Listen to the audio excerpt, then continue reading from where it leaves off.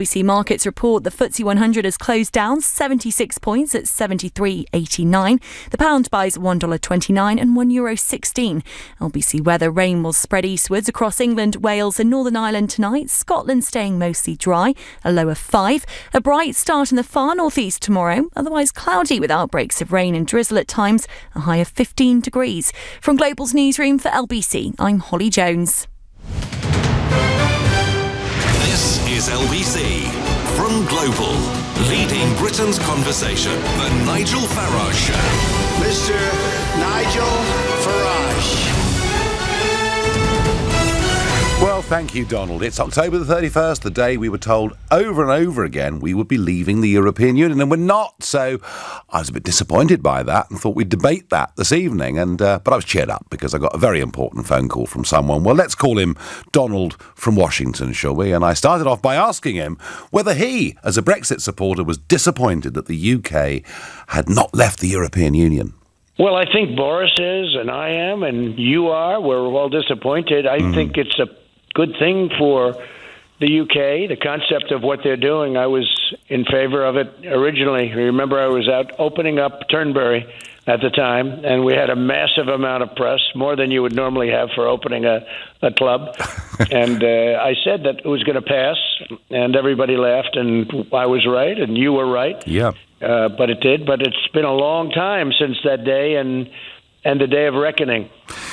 Yeah, I mean, it's been very difficult for Boris in one sense that he inherited a difficult position from Mrs. May, and you said, yes, he did. And you said to me that he would bring some energy to the job, and well, I think compared to his predecessor, he's brought a lot of energy.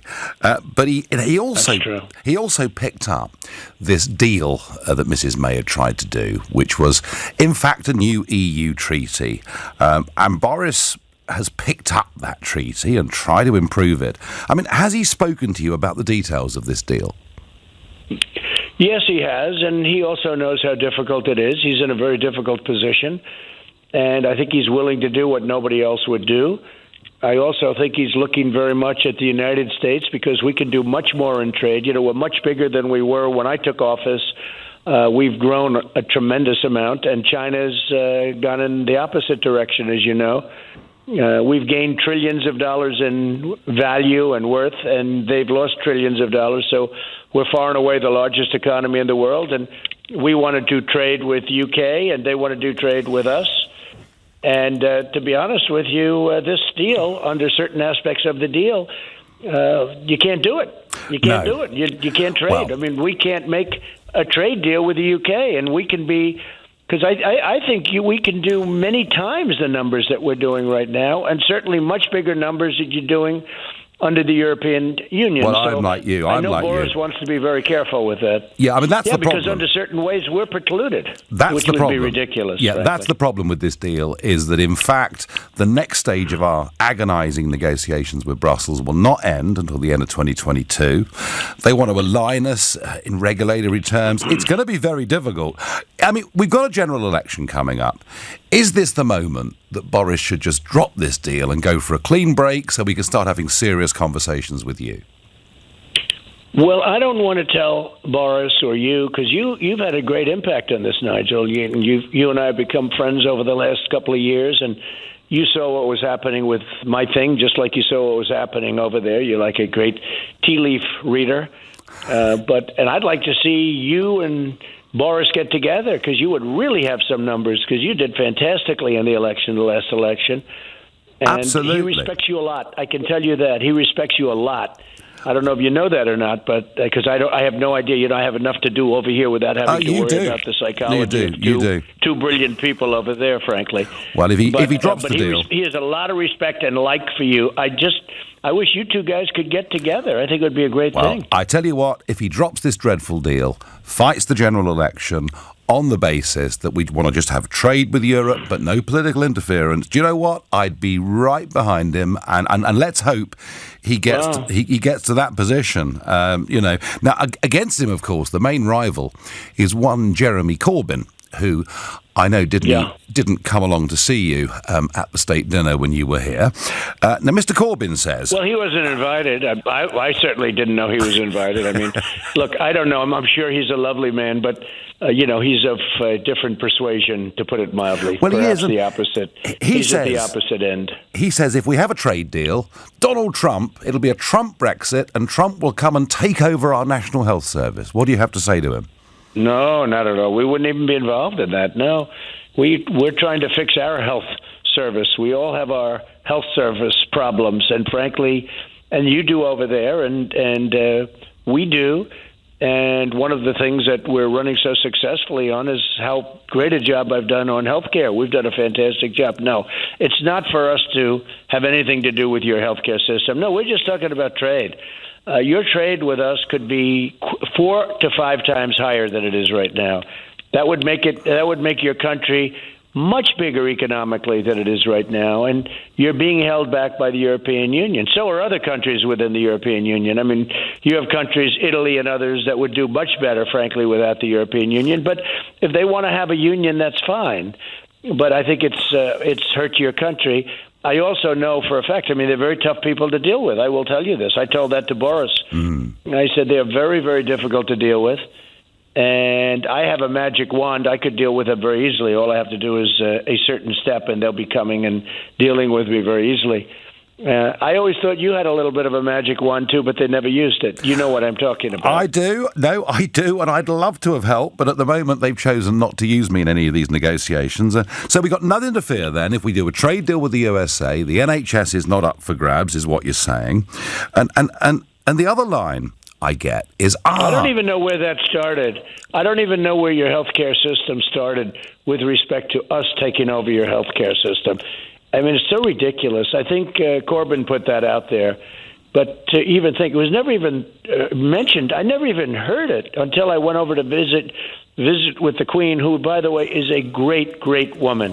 And I think we hit it off really well. We had a terrific time. But she's a great woman. She's amazing. She's I say that very seldom. I don't say that often, I have to say, about anybody. But she is really very outstanding. And Prince Charles, so good, so good. He loves the environment. He loves your country so much. We had a great time. We'll get together. But she got really special people. Somehow the Queen got a bit dragged into this Brexit row because they, our Supreme Court judged that basically the advice that Boris had given her was against the law. It's a bit of a shame that when she gets dragged in like this, isn't it? Well, one thing I've learned about her, because I've watched her, people study her, and in as many years, it has to be the all-time record. I don't think she's ever been in anything that was bad. I mean, honestly, think of it. She's gone through everything, from wars to anything you could go through, and she's always handled it incredibly well. She's an incredible woman, actually. No, I agree with that completely. And, of course, an American married into the royal family last year. Young Harry married Meghan Markle, and kind of a year into this, she's having a really tough time, and she's kind of saying the press are being really unfair to her. Now, I think you've probably personally had more tough press and perhaps unfair press than anybody else alive. Do you feel a bit sorry for young Meghan, given what the press are saying about her? Well, I've been watching her interviews, and I've seen it, and she's taken it very personally. I guess you have to be a little bit different than that, but she takes it very, very personally, and I can understand it. But I don't know her.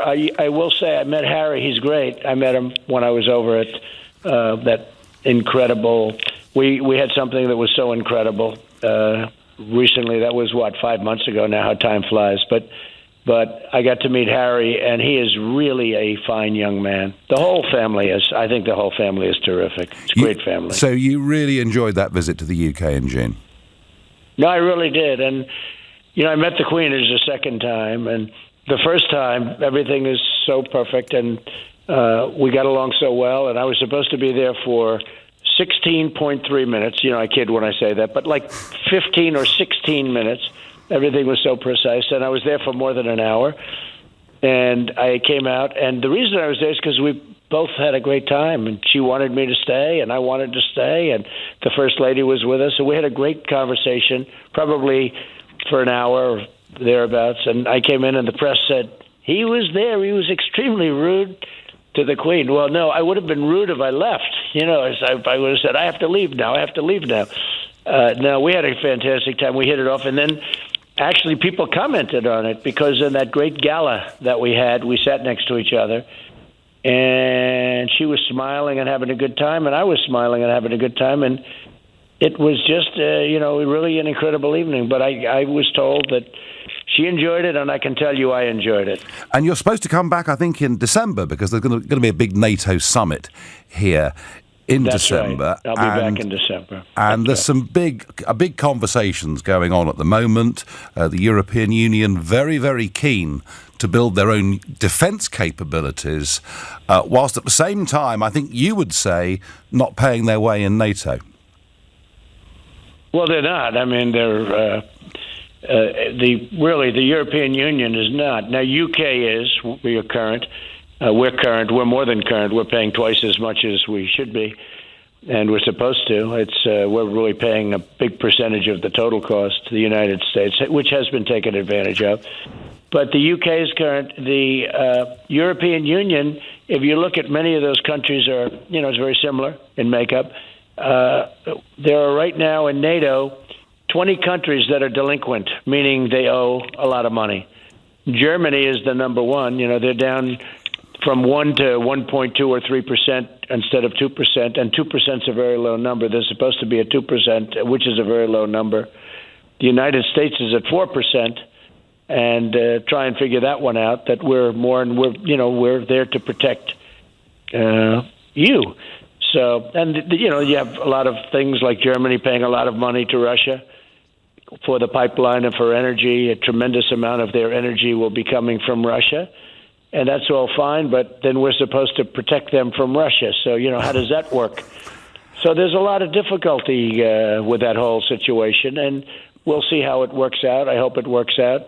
But I look forward to seeing everybody. Great relationships with the various nations. And is there a point at which America has to say, look, we just can't go on doing this unless everybody plays by the same rules? Well, I won't even say that. I'll just say that I raised your Secretary General, who's a terrific guy, Stoltenberg. He said that nobody's done so much for NATO as I have. I raised $100 billion last year, more money than they got, just by saying, I'm sorry, you have to pay up. Now, that's, believe it or not, as much as that is, that's a fraction of what the real number is. That's, even with that, they're not current. And many of these countries, like Germany, could be current in one day. They could pay up in one day. So they're taking advantage of the United States. But we'll see how that all works out. It always works out. Everything works out. And do you see the relationship with Boris Johnson? Because I think you had some reservations about Theresa May as Prime Minister, didn't you? Well, I liked her very much. I disagreed with certain things that she did. But I like her. She was always very nice to me. I was nice to her. But she, and we really got along very well at the end. But I did not agree with her on certain things. No, and with Boris, I mean, I know you tried to advise her, didn't you, on how she should negotiate with the EU, because you've negotiated with these guys. I told her exactly how to make the deal. Yeah, but she didn't listen to me, and that's okay. Not everybody listens to me. Some people do. Well, will Boris listen to you? She could have made a great deal. Will Boris listen to you? She could have made a great deal. Boris and I have a great friendship. We've become friends. Boris and I, when he was running, they were saying, he's the Trump. We have a lot of the same things going, I guess. Boris is a terrific guy. He really is. You know that. He's a terrific guy. He brings energy. I think you need it. I think it was time for Boris. It was time. You needed him. Well, I tell you what, I think you really did. If you can persuade him to go for a clean break, I would be over the moon, because we, as you say, together we'd win. Now, I must talk about some events in America. Let's start with a success to begin with. The killing of the ISIS leader, al-Baghdadi. How significant is that in terms of the war on terror? Well, it's been amazing. I mean, he was the head of ISIS. He built a caliphate that was massive, the size of Ohio in terms of land. It's a very big, between Iraq and Syria. He had literally a piece of land. They equate it to the size of the state of Ohio, and he had 7 million people. And when you see those orange suits where the heads were cut off, that was him. When you see the Jordanian pilot who they captured and they burned him in a cage, that was him. He's an animal. And he died a coward, and he died a very rough death, I can tell you. These people we have, our soldiers, our military, is by far the greatest in the world. There's nothing close. And they went in, and he didn't know what hit him. He didn't know. He was very well protected, and they broke through like they were dealing with children, frankly. They broke through so easily. And he was very well protected. He didn't expect this to happen, but tremendous protection. And he died whimpering and crying, and what he did to people, what he did to a young, very beautiful young lady that was there. Her parents were just devastated. I called them all. I called many people, many of the parents and families I called of people that he killed. But he was a bad guy, and he was bad for your country. That was a world favor, not just a U.S. favor. The trouble is, though, he's gone, and I agree with you. I'm very pleased about that. But there are still thousands of people who fought for ISIS in prison camps. Yeah. Now, what are we going to do? We also killed his second. We also killed his second the following day. We found him. But what do we do? What do we do with these thousands of fighters? Where are they going to go? Well, we offered to give the ones from UK back to UK, and they don't want them. We offered France. We offered Germany. Well, this is what I mean. We captured them. Yep. We've got them. The Beatles we have, the Beatles. We have two of the Beatles. They were the worst. And they came from your territory, and you guys, possibly incredibly smart, but, maybe not. You didn't want to take them back. So, as usual, the United States gets stuck with it. And we're handling it in a certain way, so we're watching it very carefully. Can we expect you to send them back to us? Well, we would. If you take them, you guys, you don't want them back. Nobody wants them, They'll say, hey, let the United States take care of them. They take care of everything else. Let them take care, which isn't fair. We offered France, Macron. We offered Angela, Germany. Many of these people came from Germany, France, UK. And they all were so happy when we captured them. I said, good, now you can take them back and try them. And I think they maybe didn't hear the statement. They didn't want to hear it.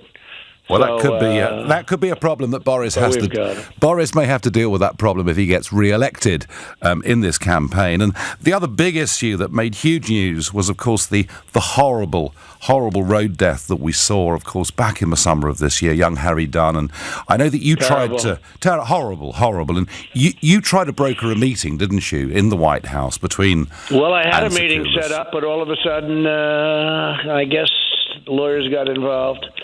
But I had a meeting set up. They were both in the White House. I met with the parents of the young boy, very nice people.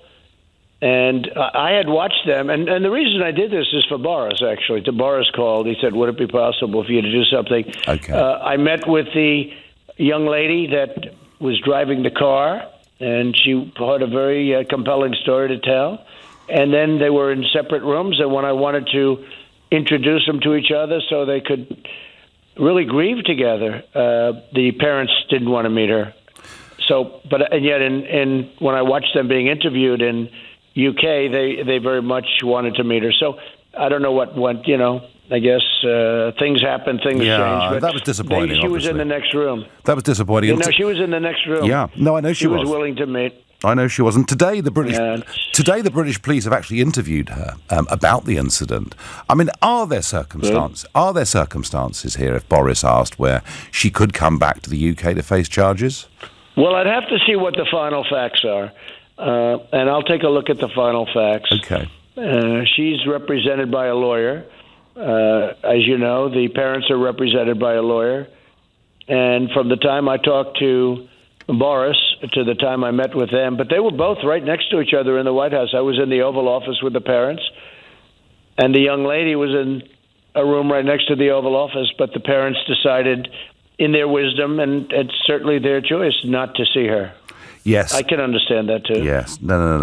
I can understand. And of course, we have to talk about, and I'm sure it's the last subject you want to talk about, but the Ukraine and this vote this preliminary vote that has passed in the House this afternoon. I mean, they say, the other side, that you used your position to ask the Ukrainian government to look into the Biden family background, and in doing that, you'd asked effectively for foreign interference in a national election. Yeah. How do you respond to that? Yeah, it's totally false.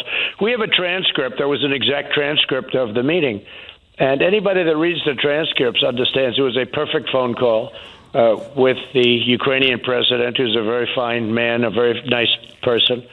And we had a great call, and it was a very appropriate call. Many people were on the call. I knew many people were on the call. Not to mention, I'm sure they had many people on the call. But there were many people on the call, and it was a very, very appropriate call. And in fact, when it came up, sometime after the call was made, when it came up, I said, "Oh, well, that's okay. There's nothing there." Having a good memory, and then you could see the Democrats are desperate. They're desperate. They have nothing. They've got nothing going. We really call them the do-nothing Democrats, and it's really sticking because they're doing nothing. And it's the only way they're going to try and win the election this way, because they can't win it the fair way. No, the transcript of the call that I had with the Ukrainian president is a perfect and totally appropriate document. And they're using that to try and impeach the president of the United States, who won one of the greatest elections in history. You know that. You've told me that yourself. Yes. And a very important election, because there's nobody that's done what I've done in the first 2.5 years, cutting taxes, cutting regulations. We rebuilt our military to a level that it's never been. It's never been at a level like this. All beautiful, new, the best fighters in the world, the best fighter jets and rockets and missiles, and hopefully we never have to use it. But we have a military the likes of which we never had before, the strongest in the world, done so much. And the Democrats are doing terribly, and the do-nothing Democrats are. The only thing they can do is this. In fact, they just had a vote on a procedure. I guess it's procedural votes. They gave us absolutely no rights because they have the majority only in the House. And I didn't have one negative Republican vote, which is a very unusual thing. But you've been through... Not one negative Republican vote. You've been through Mueller. They're trying to put you... You say you've been through Mueller, which went on and on and on. They're trying to go through impeachment. That lasted for 2 years. I know. But it actually started... The whole thing started long before I won the election. It started with the insurance policy, where you had two lovers, the FBI agents, that were after Trump. And this was long before the election took place. And they said that Hillary Clinton's going to win, but just in case she doesn't win, we'll have an insurance policy. And all of this stuff is the insurance policy. But we're winning, and we have a great Republican Party. I'm the highest-rated person in the history of the Republican Party. It came out the other day, 95%. I have a 95% approval rating of the Republican Party. With the Senate, equally strong. But the House just had a vote. I don't know what the final was, 195 Republicans or something like that. I didn't lose any. Yeah, it was 232 versus 196, and in fact, even two Democrats were on your side of it. Yes, that's right, which is, really something. And I think what it means, and what a lot of people are saying, because it's a hoax, and, high crimes and misdemeanors. Well, what's a high crime and misdemeanor when you have a very appropriate conversation? Now, fortunately, we have the transcript, because, they're bringing never-Trumpers out, people. Now, and you know this stuff better. I knew many people were on the call. I knew it was probably being transcribed or stenographers, doing that. I knew all these things. I know when I speak to a foreign leader, people are on the call, and they do that, and they transcribe the call. So what happened is, if you know that, if I know, Boris, now I'm a straight shooter anyway, so it doesn't have to be, but when you have 25 people or 10 people or 5 people or maybe more than 25, when you know the line is crowded with people listening, intelligence agencies, military people, they're all listening. Would I say something inappropriate? I'm supposed to be they even say a very smart person, right? I don't think I'd be I don't think I'd be doing that. Also, would I use Ukraine to beat Sleepy Joe Biden? Sleepy Joe, I call him 1% Joe, too. 1%. The guy never came out of these things with 1%, and he's heading down rapidly now. I mean, I don't view him as a very difficult guy to beat. I think it's unlikely that he would have gotten it, but now it seems to be less and less likely that he would have gotten it. Who is the fight? Who is the fight going to be against for November 2020? Who is going to come and take you on? It would look like Elizabeth Warren is picking up steam. She's picking up a little steam. I thought she was gonzo. I call her Pocahontas because she lied about her Indian heritage. But she seems to be the one picking up steam. So it could be her. It could be Bernie Sanders, I guess. Maybe. I don't know. Bernie looks like he's shot. But it could be one of them. But I know one person that's going to say Trump is going to win. That's Nigel, because you said that I did. When it was less fashionable. So I can't imagine you're going to be changing it too. In the meantime, we've had a great economy and everything else. No, I did. You're absolutely right. And absolutely. And I'm pleased I did. But tell me something. I came to see you. I came to see you just 3 days after the election result. Right. And it was and it was an astonishing victory. And I just wonder, here we are. Nearly 3 years in office have gone by. And you've got all this stuff going on. You've got elements of the US media who are kind of on your case on a regular basis. The big question I'm going to end with, are you enjoying it? Yes, because I'm doing more than anyone ever thought possible, even me. They say promises made, promises kept. I'm doing more than I even promised I was going to do. I'm getting things done at a level that nobody ever thought possible. I'm being held up by the Democrats. Frankly, they're trying to put roadblocks. Part of this is exactly what's happening here. And don't forget, there's another big investigation going on. And that's the real deal. That's investigate the investigators. And that's going to come out. The IG report is coming out very soon against these people. And I think it's going to be, we're going to learn a lot. But just so you know, I love doing it. I had a great life before, including going to Turnberry and going to Aberdeen and playing golf and going to Doonbeg, in Ireland, and going being to free, a lot of different places there, being free and living your own life, and that's all gone, isn't it? I'll never have that again. No, you won't. I'll never have that again. And what comes? I had the day before I announced, Nigel, it was literally I was the most successful. I had probably the best part of my life ever, and then I announced and. Look, it's a much different life.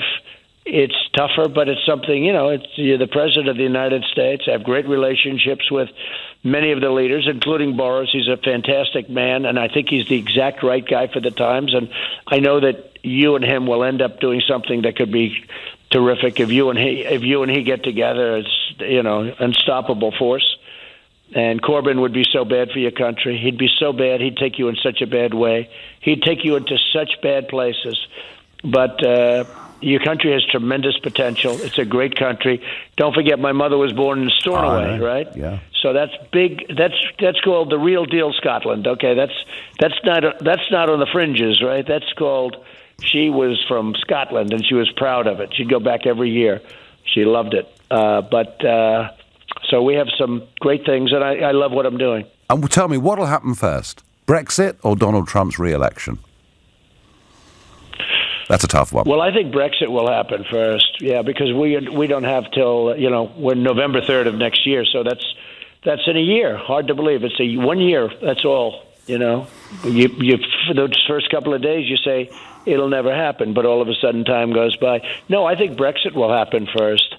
I hope so, because otherwise Brexit's going to be, you should be able to knock that off. I think they're going to get that done. People are tired of hearing about it. We're even tired of hearing about it over here. I think you'll get that done. Thank you very much indeed. You have the right man. You have the right man doing it, and you have the right combination of people that want to see something good happen, and that includes you.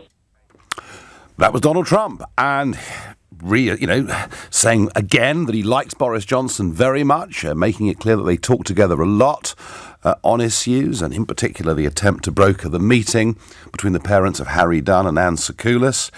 He talked about the need, as he sees it, for Boris Johnson and myself to work together in a general election. His comments, I thought, on Boris's deal were very interesting, saying that basically, from an American perspective, they could be excluded from doing a trade deal. He talked about the NHS, and this has been very controversial ever since his visit last June. He was asked a question in a press conference about the NHS, and he clearly wasn't sure whether it was or wasn't. He said everything would be on the table. The next day he said it would be off the table, but he's absolutely confirmed now. He says it's off the table. He attacked Jeremy Corbyn very much, thinking he'd be very bad for our country. I thought the comments about NATO were very interesting. There was no absolute threat there, but clearly American irritation that over 20 NATO members are not paying their way. And of course, we talked about impeachment, and what was interesting was I recorded that interview earlier on this afternoon. I mean, literally 20 minutes after that first procedural vote on impeachment had gone through the lower house up on Capitol Hill, and he was there talking about it. He says the thing is a great big hoax and that he's done nothing wrong. We will talk later on this evening to Simon Marks in Washington about exactly what has happened on Capitol Hill today and what it means. And look, that was Donald Trump, classic Donald Trump. You may like him, you may dislike him. I think it's important, whatever our point of view, that we respect the office and the fact that they are a very, very important country to us. So I want you to tell me, do you think President Trump is a positive for the United Kingdom or a negative for the United Kingdom? 0345 6060 973, and I'll be staying with you through till 8 o'clock. All views welcome, provided, of course, they're clean. You're listening to The Nigel Farage Show here on LBC. It's now 6:33 and time for the news with Holly Jones. Donald Trump has given a world exclusive to LBC's Nigel Farage, claiming Jeremy Corbyn would be so bad for the UK. The US president has been giving his thoughts on the upcoming general election. The Labour leader has accused him of trying to interfere to get his friend Boris Johnson elected. They've also discussed Brexit on the day we were due to leave the EU, with the US president telling Nigel he's disappointed it hasn't happened yet. The driver and operators involved in the Croydon tram crash will not be charged with manslaughter. 7 people were killed and more than 60 were injured in the derailment in November 2016. British Transport Police say every scrap of possible evidence has been scrutinised. LBC weather: rain will spread eastwards across England, Wales and Northern Ireland tonight. Scotland staying mostly dry, a low of 5 degrees. Leading Britain's conversation. LBC, The Nigel Farage Show.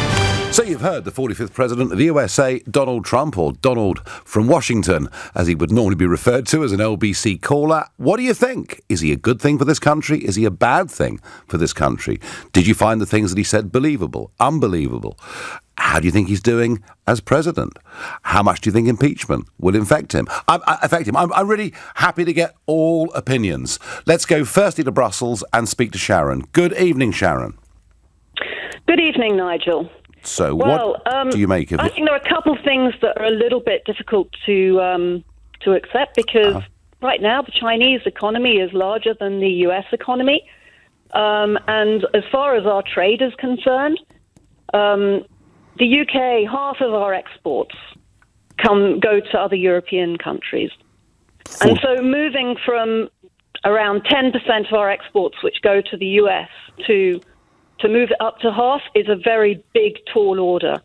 And I think it's important for you to know that most American business, especially American business invested in Europe, are very keen on the European single market.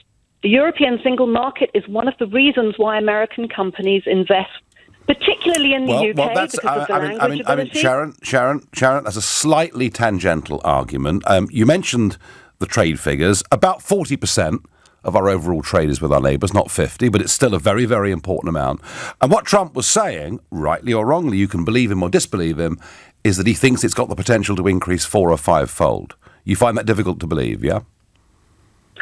I think that it's just a very tall order. I mean, the business community, they have their markets. I mean, who the hell is the president? Sorry, I mean, it's not up to a politician, whoever that politician is, to tell business where they should be trading. business should be trading where it makes most sense for their Sharon, business. that happens all the time. You know, we joined the European Community back in 1973. That was government deciding how agriculture and fisheries and many other things would be determined. So there's nothing unusual in that. You clearly think our relationship with the EU is more important than any potential relationship with America or the rest or other parts of the world. I think our relationship with both are very important, but from a business point of view, the relationship with the European Union is a bigger relationship than the one with the US. And of course, we want both to grow. Well, Sharon, you know, I mean, I would argue only 15% of global GDP or so is now the EU, and there's a big world outside. But Sharon, you've made your points, and thank you. Let's go to Michael in Brentwood in Essex. Michael, good evening. Good evening. Nigel, I'm so disappointed in you. I really am. Oh, You right. let him get away with so much rubbish. Oh, right. When he says, I don't know where the NHS thing comes from, I think it was Yes. Jeremy Corbyn. Yes. Look online. You can see him standing next to Theresa May saying, I think the NHS is up for grabs in any trade deal. Michael, I've just explained. It wasn't confusing. Michael, I've just explained all of that. I've just said that. You did now, but you should have said it to him. Because he said he didn't know where it come from. Michael, I tried to get through about 8 or 9 different subjects. I could have spent the whole thing on the NHS if you'd wanted me to. Here's the point. Yeah. He made that comment. He was asked that question. He clearly didn't know whether it was or wasn't part of the trade, of a potential trade deal, and he said everything's on the table. You're quite right. But within 24 hours, he changed that, and that's been the message since June, and he did make it. I mean, I think he was pretty clear there, wasn't he? Well, yeah, but I don't trust him. And the other thing is, when he says he doesn't know why... That's a different issue, isn't it? Yeah, but I don't trust him because he I would have trusted him if he stood up, if he'd have said, and I promise you, Nigel, this is true, if he'd have said, look, I did say that, and explained it the way you just explained it, I'd trust him. But for him to say, I don't know where that come from, I think it might have been Corbyn, and I'm not a Labour voter, and I cannot stand Corbyn. And I have to tell you, just that little incredulity, Michael, as ridiculous. I say, that was countermanded within 24 hours and has not changed. No, he did it now, tonight. No, he did it in June. Within 24 hours, he'd said, if you wanted... Tonight, he said, I don't know where it comes from. I think you're splitting hairs ever so slightly, Michael. I really do. No, and it's the same with the NATO thing. He said he doesn't know why America pays more. America pays more because they wanted to keep a sphere of influence in Europe. They paid more because they sell lots of product to Europe, because they kept a sphere of influence in Europe, because they had the same standards. Do you think NATO's being run fairly at the moment, Michael? No, it isn't. But, I'm asking you. For him, no, it's not. Good. Absolutely not. The country should be paying more. But the bottom line is, he pretends bewilderment. I don't know why we're doing it. Really, look at the last 50 years and how much you've sold to Europe. That's why you do it. Really? It's just ridiculous. So you can't sell goods to people unless you give them military protection? No, you can, but America tends to like to control so they can put as many goods in as they would. If we were under, and let's hope it never happens, Russian influence, American goods wouldn't get through at any sort of level that they do now. And you and I both know that. I was trying to have a debate, Michael, about the growth of European Defence Force at the same time that the key players in Europe refused to pay 2%. That was the point I was trying to make. But that is a good point, and that is the point you should have... But when he wanders off about, I don't understand why we pay more and I don't understand this, he does understand. He's trying to make some sort of point to an audience who must be stupid. Now, a lot of people have said, Michael, in the last 3 years, Trump is a threat to NATO. He's going to pull... In fact, Guy Verhofstadt and the European Parliament said, we must have a European army, we must do it ourselves because Trump is pulling out of Europe completely. It didn't sound like it there, did it? Well, if they want a European army, it would be easier for them to just pay more now into NATO, and then Trump would have no reason to pull out. I know, I agree, and I wish they'd do it that way. Michael, thank you. Keith, there's a new caller from Bath in Somerset. Keith, good evening. Good evening. Good evening, Nigel. I heard you talking about Justin Welby a few days ago, and not today. Delighting over the ridiculousness of poking religion into politics and so forth, which I can completely understand with, but I never seem to hear you criticising the Donald he claimed the other day that he'd spoken with God about. Keith. I'm really sorry. The second coming. Keith, I'm really sorry, matey. I'm really sorry, matey. But I've just done a 27-minute chat with the president. All right. Yeah. And we've talked about Brexit, Boris. We've talked about Corbyn, the forthcoming general election. We've talked about impeachment. We've talked about NATO. Yeah. We've talked about Anne Secoulis. We've talked about the NHS. We've covered a huge tapestry, and the idea really was for you to come in and comment on that. You don't seem to want to. Well, it was quite a wide-ranging chat. Yes. So you could have included the religiosity angle. It would only have taken a moment. I chose not to. But it's curious that he does take that line. Taking that out of it, Keith. It was a perfect phone call that he had with Ukraine. Yes. It's curious kind of descriptive language to use. What is a perfect phone call? The guy's a bloke off the telly who was on a TV show that excels in finding the ghastly in people. It's led to a couple of suicides of contestants who are on the programme. It's a very unrecommendable, that isn't really a word, but it's not as a praiseworthy kind of a TV show. Well, Ronald Reagan used to sell cigarettes, and was a B-movie actor, and Jimmy Carter was a peanut farmer, and you could argue this all ends against the middle. Keith, was there anything he said that you thought was impressive or potentially good for the UK? No, the idea that al-Baghdadi's death makes the world a much safer place is just so simplistic. It's unbelievable. Oh, right. It's utter nonsense. Well, the caliphate's gone, and he's gone. That's quite good, isn't it? Well, I think it's very, very good, Keith. Can you not bring yourself? It's all over. Can you not bring yourself? Do you dislike him? And I know a lot of people do. Well, do you dislike him so much that you can't credit, actually, that quite large territory, as he said, sort of almost the size of Ohio, that was the caliphate, where people were living under total barbarism, and as a result, it was ebb and flow. It was like when the British took over Helmand in Afghanistan, and then as soon as you leave, they flood back in. They hop over the border, nip into Pakistan for a little while. Do you think, Keith? One last question. I really must ask you one last question. Is the military defeat of ISIS a good thing or a bad thing? Well, of course, that's a marvellous thing. Good. We'll leave it at that. No. I had to wait to find some form of agreement. We got it. So I'm really going to have to end it there. On Twitter, I get, if the Trump-Ukraine transcript is appropriate, then why doesn't he publish it?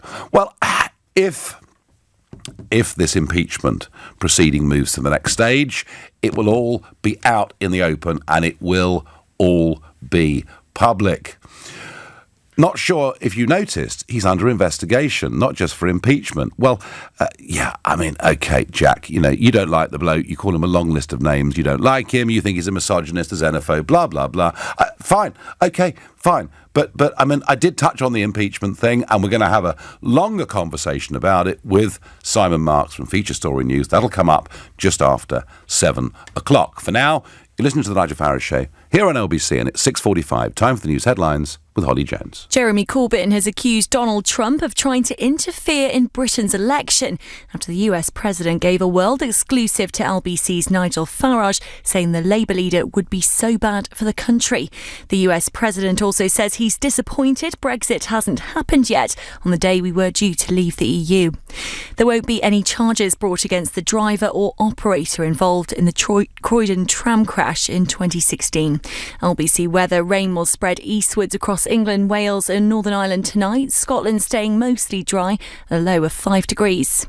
LBC Travel, I'm Dave Goff. On the M25 clockwise, a lane stays closed because of an accident between junction 23 for the A1M and junction 24 for Potters Bar, so they're accused from junction 21A for St Albans. Anti-clockwise on the M25, it's also very slow because a car's breaking down between junction 6 for Godstone and Clackett Lane services. They're accused on the M4 out of town, a lane is closed because a car's breaking down after junction 2 for Brentford. They're also accused on the A1M southbound, there's a lane closed because of an accident between junction 3 for St Albans and junction 2 for Welham Green. And the A5 Kilburn High Road, that's partly blocked both ways at Priory Park.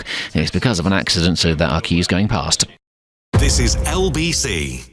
Breast Cancer Now have been talking to LBC about the progress made in breast cancer and the work that still needs to be done to support the estimated 600,000 people living with the disease. The thing with breast cancer is that we have seen a really, really encouraging level of progress, but the problem is we haven't cracked it. We're still losing far too many people to breast cancer. Head to lbc.co.uk for more interviews with Breast Cancer Now, the research and care charity. LBC. When it comes to music, I've heard it all. Pink Floyd, Sean Paul, Slipknot. But in the Which Test Lab, hearing isn't enough. When we test headphones, we really listen. Not just to the music, but to the stuff that gets in the way. The traffic, the chatter, all that. Mind the gap. We simulate the loudest commute to find you the headphones that cancel out the noise. So you know we're only recommending the best. Which tests harder so you can buy smarter. Visit which.co.uk. Fly Ryanair to Dublin this winter. Cozy up with live music in one of Dublin's pubs. Check out the free museums or head to the coast for delicious seafood. Fly to Dublin from just $24.99 per person one way. Ryanair. Low fares made simple. Limited availability. Book by November 30th for travel by the end of March 2020. For conditions, see ryanair.com. Clean shirt? Yep. Tie straight? Uh-huh. Shoes polished? Yes. You work hard to make a good impression when out with customers. And with eReceptionist, Landline number. your phone works just as hard Studio recorded greeting. when they call in. 24/7 answering? All sorted. eReceptionist, the professional business phone system that's just 30 pence a day. To find out more and get your free 30-day trial, search eReceptionist. Free trial cancellation required to avoid charges. Conditions apply. Time is money. Or so money says. Well, money. I know you like to dictate every hour of every day, add to my to-do list and throw the odd spanner in the works. But not anymore. This is my business, and I run it on my watch. I'm in control now, money. And times are changing.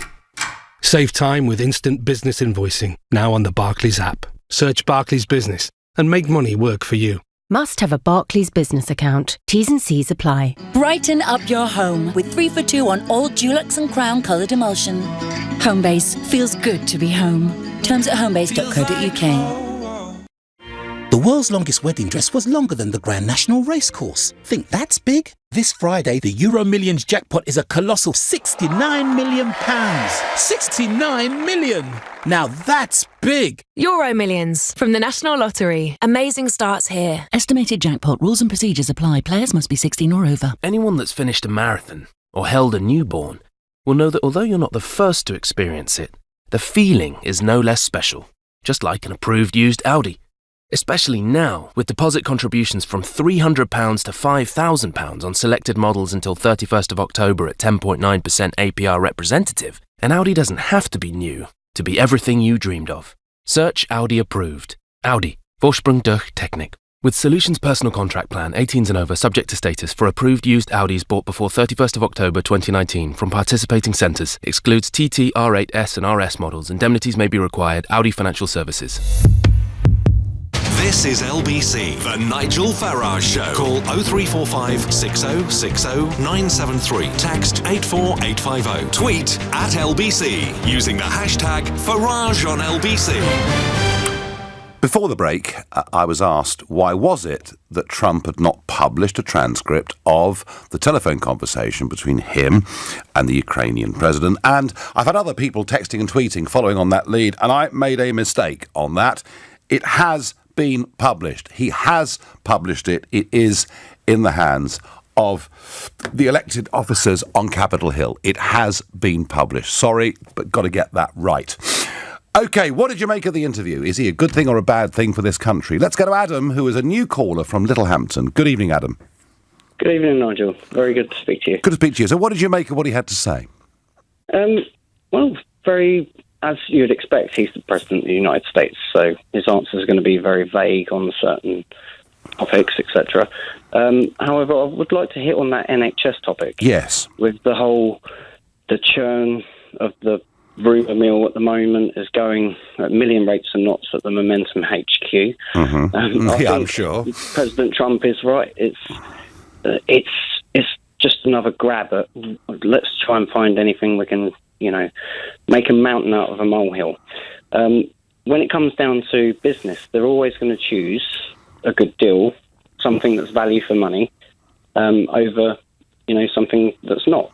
So let's put this into a perspective of, we have a trade deal with the United States where we're free from any shackles, and there's products that we can't make in the UK cheap enough, or we don't have available cheap enough or in enough supply.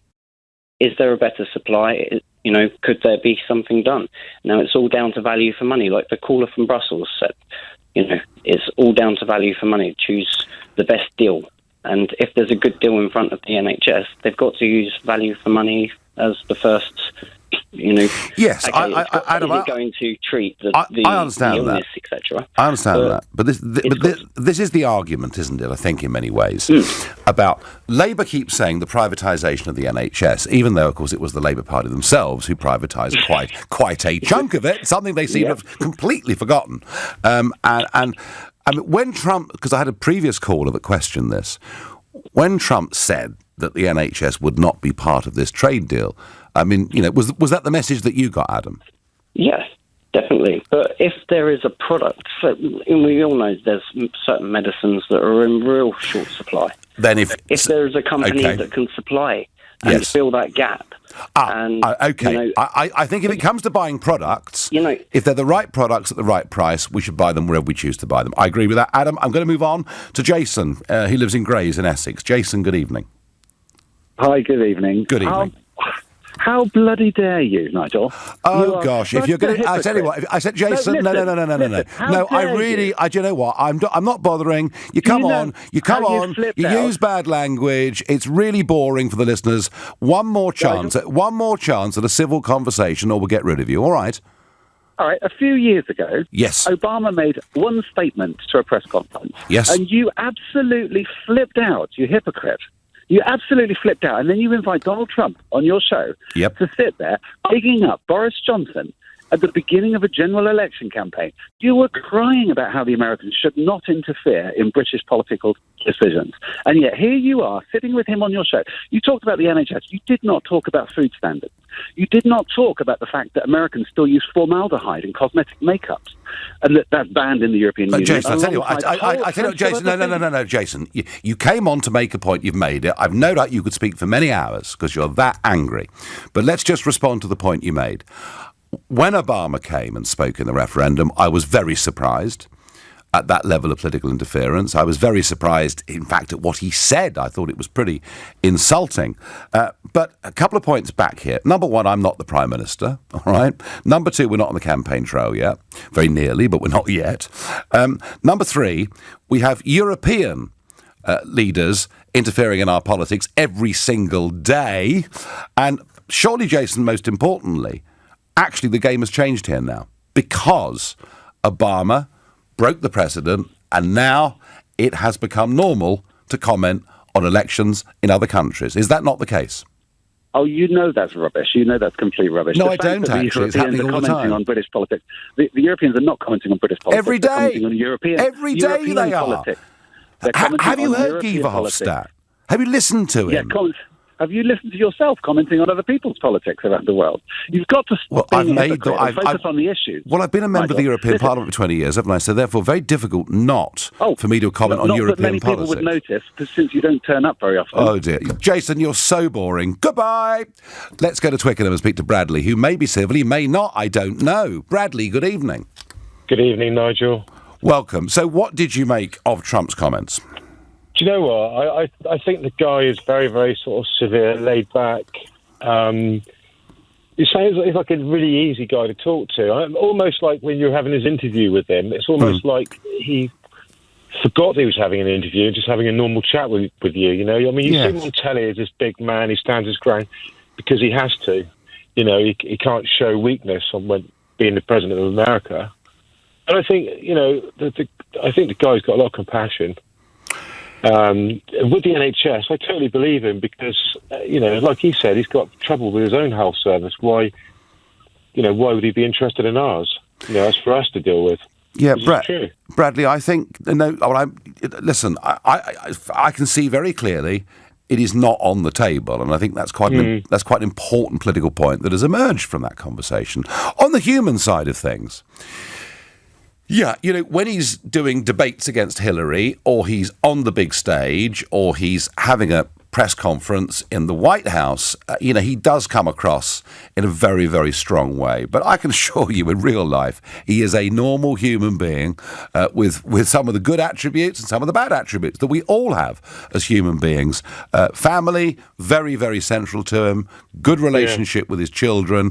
And yes, I think he does have compassion. I absolutely agree with you. Yeah, and when he talked about the when you brought up about that poor boy that got killed by Harry Dunn, he sounded very sort of sad about it, and yes, almost like he wish he could do more, and he feels for the family. It's just like Bradley, he's been demonised by some as being this sort of utterly inhuman figure, and he's not, and you spotted it. Bradley, thank you.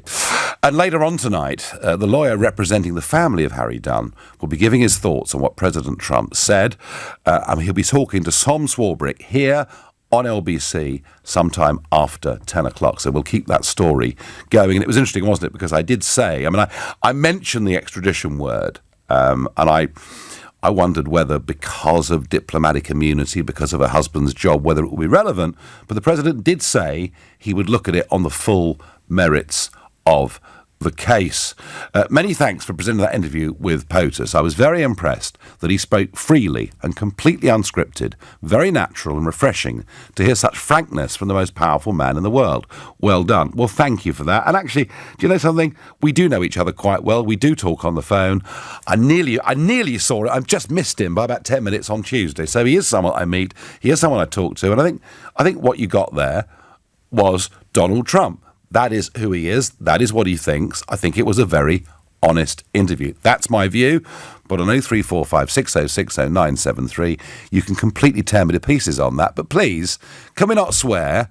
Can we not just rant and rave? If you want to take me on the things that he said, and by the way, it's not my job to defend everything he said, but to try and be an umpire between the two. If you want to do that, please try and be civil about it.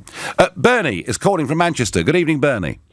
Hi, Nigel. First of all, let me congratulate you. What a fantastic coup for you to get an interview with Donald Trump. Well, thank you very much. Nobody else has got it, they? Piers Morgan has. And in fact... he probably knows it better than you. In fact, Piers, I have to tell you this, that Piers has actually texted me during the last 10 or 15 minutes and said, well done. And I did text back saying, just following your lead, dear boy. So Piers was definitely there first. Bernie, what about the content? Yeah, but how outrageous it is for Jeremy Corbyn to be complaining about Trump interfering with the UK election when all these Europeans have been interfering for the past three years about it. He's never mentioned anything. Yeah, non-stop. Bernie, I'm up against the news. I'm sorry. Well, some very, very lively response to the interview with Donald Trump. Some of you think it was really him. He was natural. He was human. Others of you, I wonder whether some of you just hate him so much that you find it difficult to even be rational on this subject. I mean, fine to pick him up on points, but it does seem he seems to provoke more passion and emotion than almost anybody else that's ever lived, it seems to me. So I'm going to stay on till 8 o'clock. They won't let me go. 0345 6060 973, and we'll play some highlights from that long interview over the course of the next hour. We'll also go to Washington to really have an examination of those events on Capitol Hill today.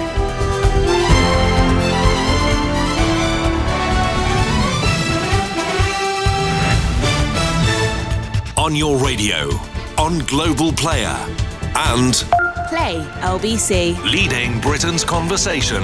This is LBC. From Global's newsroom at 7 o'clock, Donald Trump has given a world exclusive to LBC's Nigel Farage discussing Brexit and the upcoming general election. The US president has told us Jeremy Corbyn would be so bad for the country, taking the UK into bad places. The Labour leader's accused him of trying to interfere to get his friend Boris Johnson elected and says the NHS is not for sale after comments made by the president in June. But Mr Trump has told Nigel he never said the health service should be part of a trade deal. I don't even know where that started. I don't even know where your healthcare system started with respect to us taking over your healthcare system. I mean, it's so ridiculous. I think Corbyn put that out there.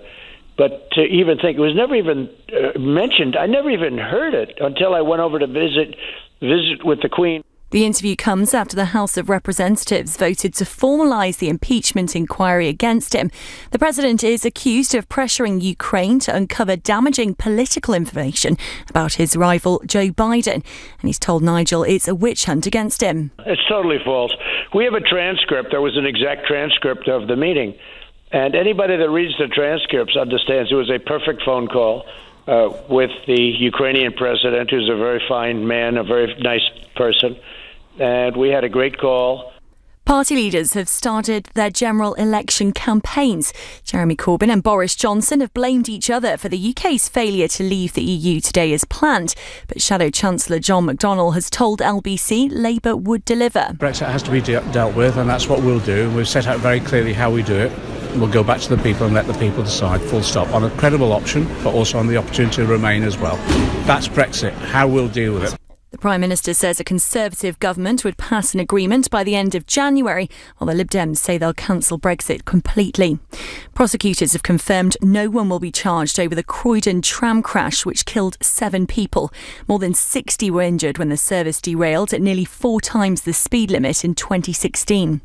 ITV insists the physical and mental health of participants on reality TV is a high priority. It's after the Commons Committee accused the broadcaster of corporate failure of responsibility towards guests on the now cancelled Jeremy Kyle show. Hummus from a wide range of supermarkets has been recalled because of a salmonella scare. Products from chains including Aldi, Morrison's, Asda and Sainsbury's have been affected. Details about the recall will be displayed in stores.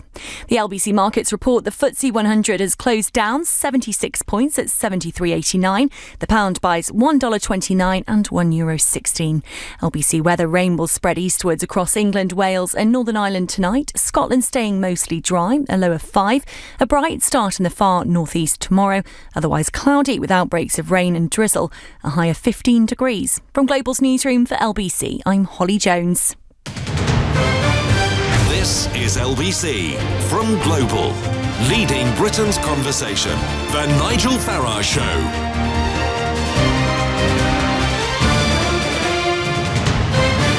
So, a lengthy conversation between President Trump and myself, a lot of topics covered. I know some of you certainly won't have had time to hear it all just after 6 o'clock. So what I'm going to do now is play you some highlights for a few minutes of the things that the President said, and then we'll continue our conversation about whether you think he's a good thing or a bad thing for our country.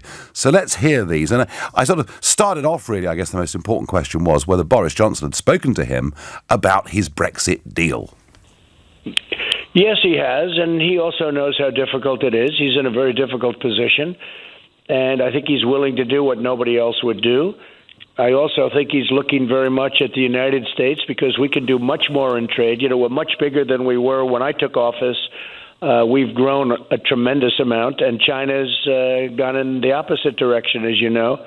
We've gained trillions of dollars in value and worth, and they've lost trillions of dollars. So we're far and away the largest economy in the world, and we want to do trade with UK, and they want to do trade with us.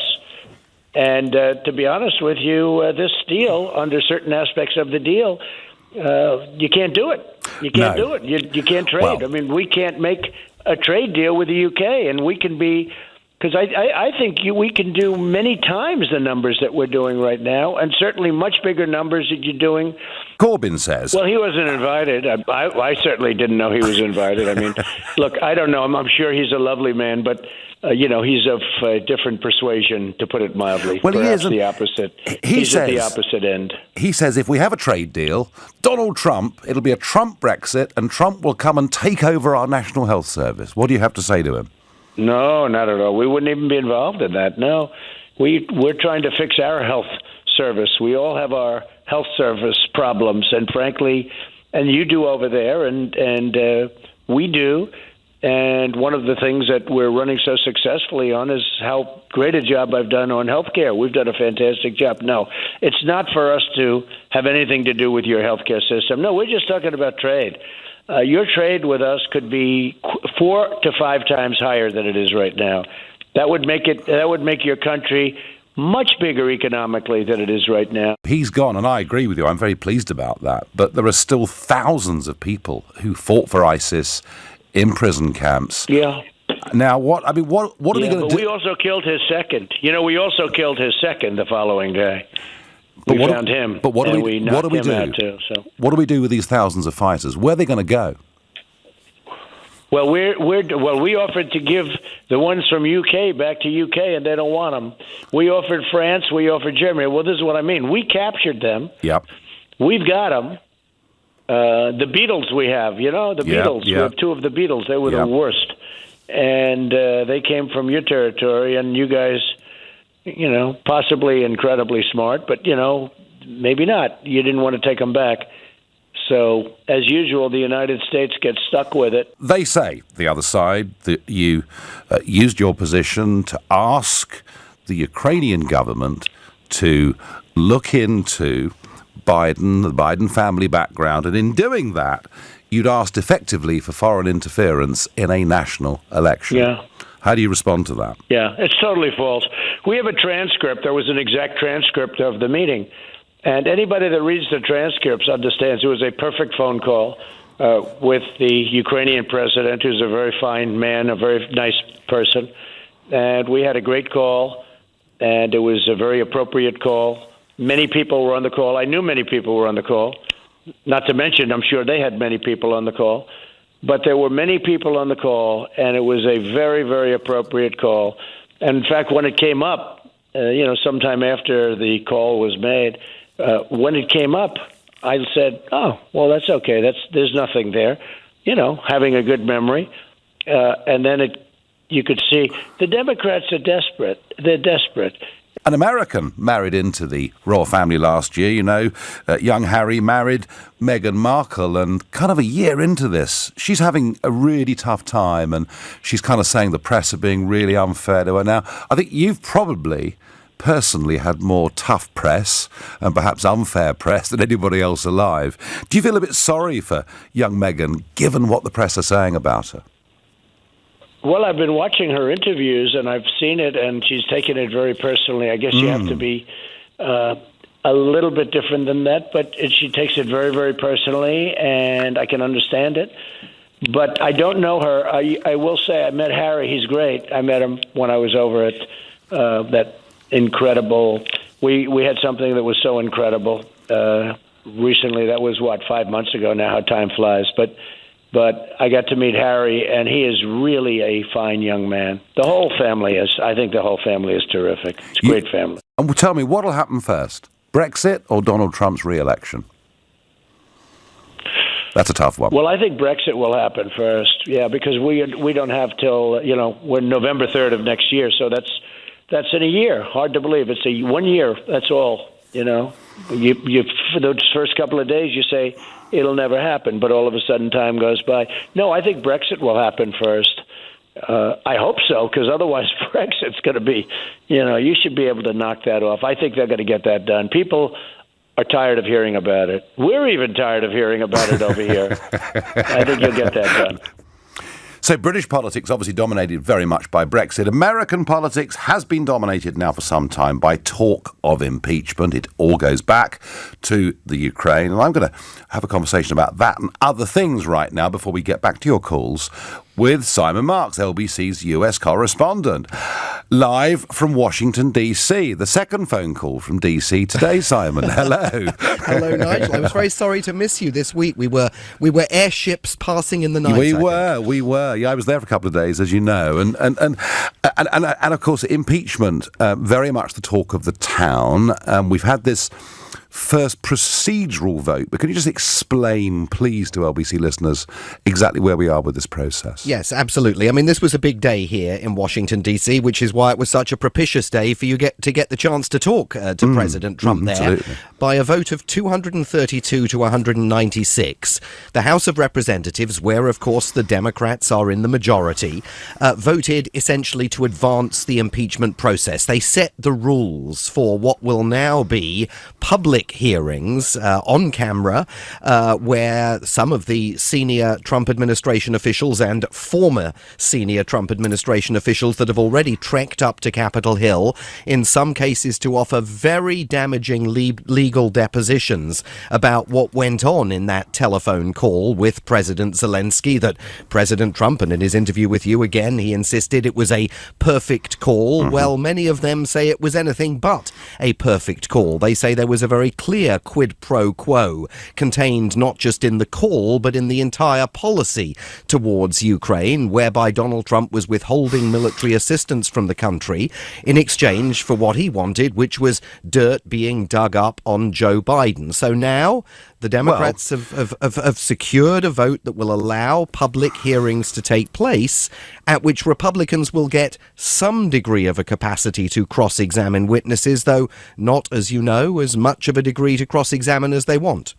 2 points on that, Simon, I want to pick up on. The vote tonight in the House, every single Republican supported the president, which I think is quite important, particularly if this does go up to the Senate. And the other point was there were actually 2 Democrats that supported the president. So okay, we know that Pelosi has a majority of her troops there in the House of Representatives, but I just think that point is worth making. No, I think it's a crucial point. I mean, I think the fact that the Republican caucus completely held with him in that House of Representatives vote today is very good news for him. And frankly, it may be one of the reasons why he sounded in such a relaxed mood during the course of that telephone conversation. We know that here this afternoon, some members of the Republican Party in the House of Representatives are heading to a meeting with President Trump at the White House, presumably a bit of a congratulatory meeting, because, look, there was every possibility that some Republicans were going to crack and vote with the Democrats. I think the Democrats will be relatively happy with the fact that they only lost 2 votes to the other side. You know, Nancy Pelosi didn't want to bring this to a vote for many weeks, if not months, because there were many Democrats that feared taking a stand and moving forward with impeachment against Donald Trump in some Trump-leaning swing districts. So what you're seeing here is polarization now on both sides of the political aisle, and that, of course, sets the stage for high drama in the months ahead as this impeachment process moves forward and perhaps heads to a trial in the Senate, where the president's support among Republicans in the Senate, where he currently enjoys a majority, will absolutely be put to the ultimate test. Yeah, and I just wonder, Simon, you know, I'm living in the Midwest and I've got my own little business and I've got a family and I've got bills to pay and a life to lead, and I hear that the president could have tried to get a foreign state involved investigating somebody who was running for president, and that in doing so there was some sort of bargain on aid. And then I hear the other side, which is, well, if Mr. Biden could become the US president, if there was a real problem here, shouldn't the people know about it? I wonder whether Washington looks a hell of a long way away if it goes through this process, and whether actually it could in the end actually help Trump. Well, that's a gamble that Donald Trump is going to have to take, because there is no heading off this process now. And I think today's vote makes it absolutely apparent that in the House of Representatives, Donald Trump will be impeached. Now, he will then have the opportunity, as we head into that election that he noted in your interview is now exactly a year away, to make the case that people in the swing states that voted for him to fix the economy don't really concern themselves very much with the extent to which the United States might be offering military assistance to Ukraine or not. But Democrats will say, hang on a second, there are laws here. They do not allow you to encourage foreign countries to interfere in America's political process. But even if potentially there might be a problem. Even if potentially there might be a problem. Yes, no, the law is explicit about it, Nigel. Okay. The law says you cannot solicit you cannot solicit anything of value to your campaign from a foreign government. So even if you think that Joe Biden and his son were up to all sorts of no good in Ukraine and China, as you've claimed, the law doesn't give you a pass and say, well, actually in that case you can go and solicit support. Okay. And it's the chairman of the Federal Election Commission herself, who keeps publishing the law on her Twitter feed, and there are Trump administration figures themselves who keep going to Capitol Hill and saying, look, the president did something wrong here. That ultimately is a problem for him. It might be a surmountable problem, but it's a problem. It is a problem. No, I do understand that. And finally, Simon, you've been a great watcher of Trump through the campaign and through these first few years of the presidency. Was there anything about him tonight and the things that he said that you thought was new? Well, I think there was a lot in it, and I think that what's so interesting is when you sit here and you watch him engage in what we refer to here as those chopper talk conversations, which is where you most often see him interacting with reporters on the lawn of the White House. His hackles are up. He doesn't like them. He doesn't trust them. He thinks they're all out to get him. He thinks they're fake news.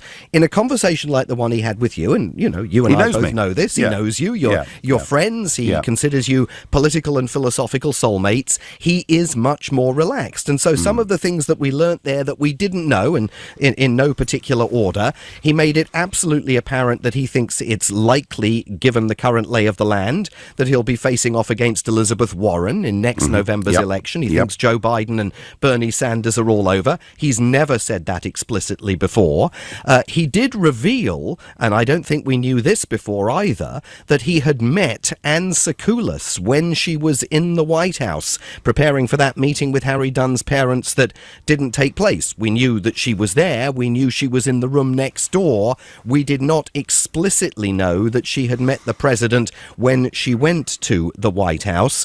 I think, to be fair, he did once again give voice to the false claim that he was in Britain on the day of the referendum. Of course, he wasn't. He arrived the morning after the referendum, but he still seems to believe that he was there and played a big role in achieving the referendum result. And I suppose most interestingly of all, of course, was this sort of new information on his view about the NHS and its role in any trade deal. Yes. Because of what he said about what had happened back in June. Remember when he was there on the state visit and he was asked at a press conference, is the NHS on the table? Everything's on the table. And he didn't seem to recognise the acronym, and Theresa May had to say it's the National Health Service. Well, he essentially confirmed in that interview that he hadn't heard of this issue until he came to Britain for the state visit. Now, he suggested that it was Jeremy Corbyn that had put the whole idea in the public domain. It was, in fact, Donald Trump's answer to that question about the NHS that initially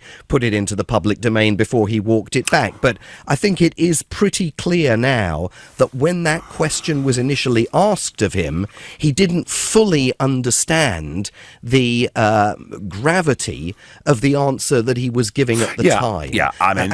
And that's new information. I'll make one final point, Nigel. I think you should have pointed out that he was a first-time caller to LBC and he'd be welcome to call back anytime. I did say he was a first-timer, but I didn't say he was welcome back. But he is. Simon, thank you very much indeed. We're going to come back to your calls, but I thought it was very important to get exactly what happened on Capitol Hill today. So, Donald Trump, good thing, bad thing for the UK. 0345 6060 973. You're listening to The Nigel Farage Show, exclusively here on LBC, and it is now 19 minutes past 7. This is LBC. Alan from Bolton was persuaded by his bank to put his savings into an investment bond, which then lost money. Luckily, Alan contacted Goodwin Barrett, who helped him claim back £15,500. If a bank or financial advisor persuaded you to buy an ISA, unit trust or investment bond and you lost money, then Goodwin Barrett may be able to help. To discover how much you could be owed, text GOOD to 60777. Text GOOD to 60777 now.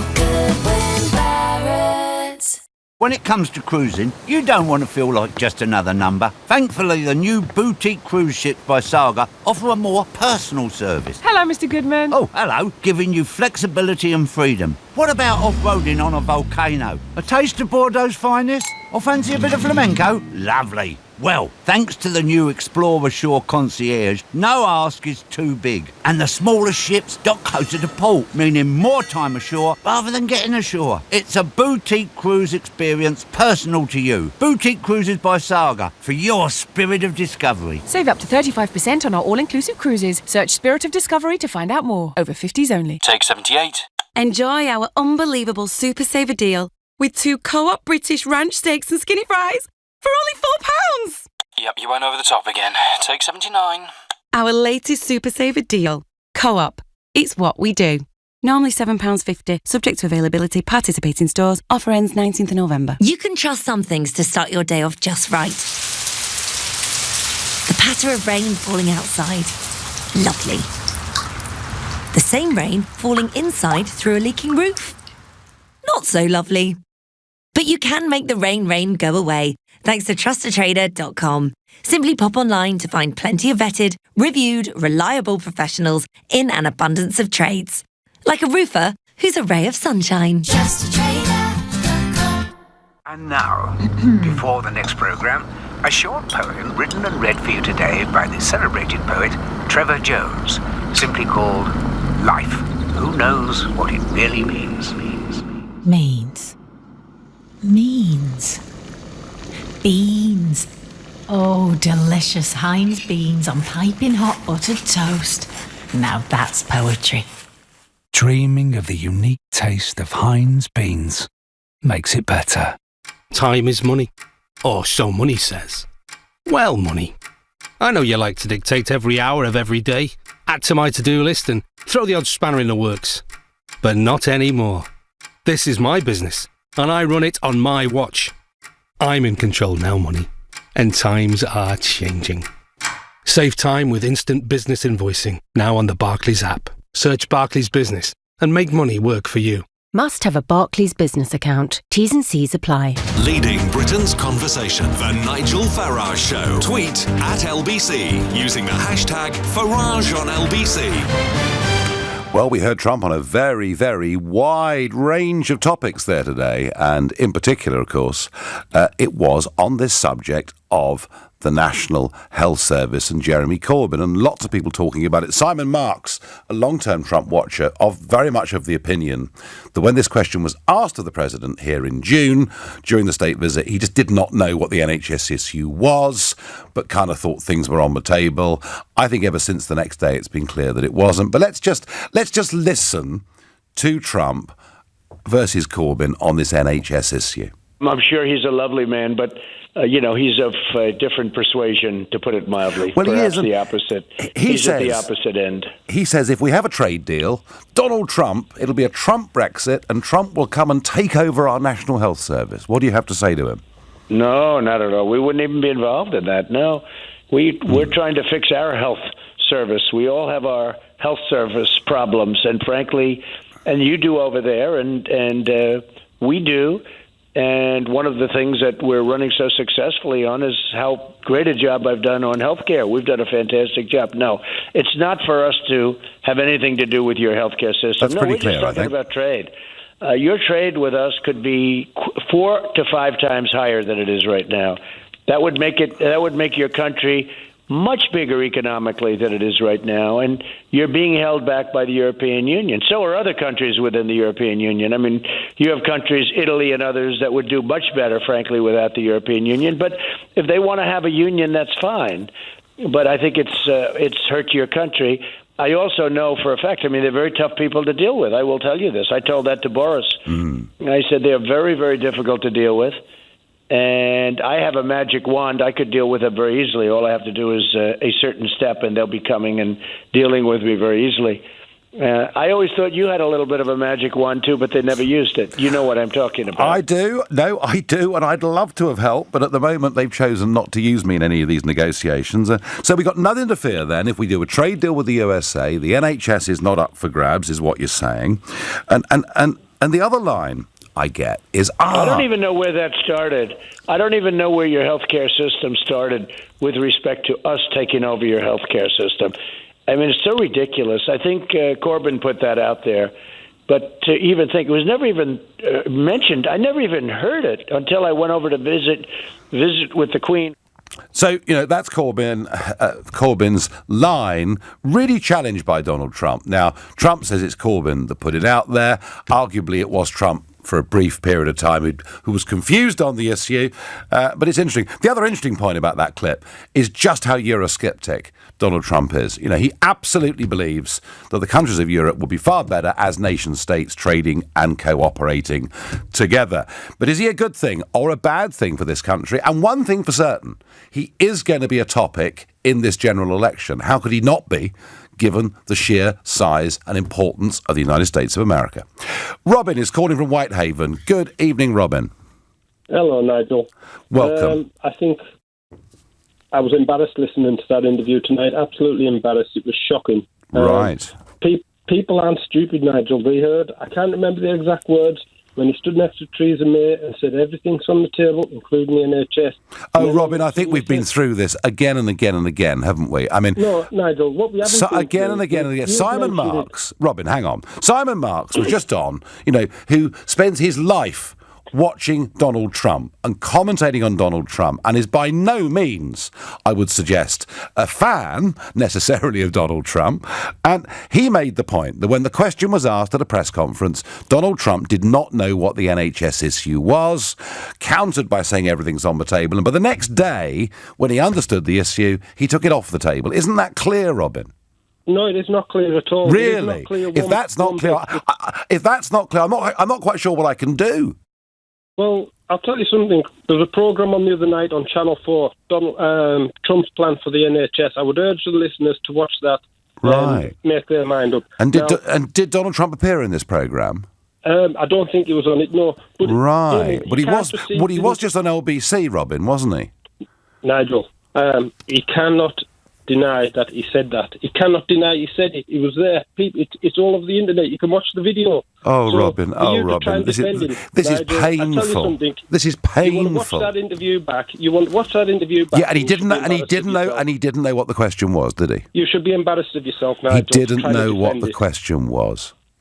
It's shocking. That interview was shocking, and you trying to defend it is also shocking. Robin, you're really, I have to say, I think you really are trying to split hairs here over something that I think we've really examined this. We've played the footage more than once. We've talked to an expert Trump watcher who says when he gave that answer, he didn't really know what the issue was. Do you not accept that, Robin?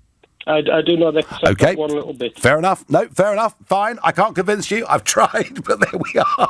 Let's go to Nicole, who's calling from North Carolina. Good afternoon, Nicole. Well, good afternoon. How are you, Nigel? Fine. Thank you very much indeed. So, what did you make of the president's interview? Well, I turned it on and I was so surprised to hear that he was... that he had a 30-minute interview. I listened to it with you today when so much was going on over here with the voting and everything. And I was happily surprised that he was on with you. And I thought that he spoke very honestly and just sounded like himself. And I was very happy to hear. And then I listened to some of the comments, and it seems that some people just hate him so much. Yes. That they really can't find anything good to say about him over there or over here. I think that's pretty bad. But I do think this would be a positive thing, like with the trade agreement. From what he said, it would increase your trade. I think he said 4 to 5 times more. I mean that's a guesstimate, Nicole, obviously, but I mean that's what he said. So you think in terms of trade, the relationship would be positive, yeah? Well, from what he said, I don't know enough about it, but I also know that he's not a career politician. You were talking yesterday about all the ones that are resigning or retiring their career politicians in your parliament. Yes. And he's not one. He had plenty of money. He didn't even have to do this, He seems like the kind of man who gets things done, and he seems to have such a positive attitude in the face of all this enormous pressure on him by the media, the Democrats.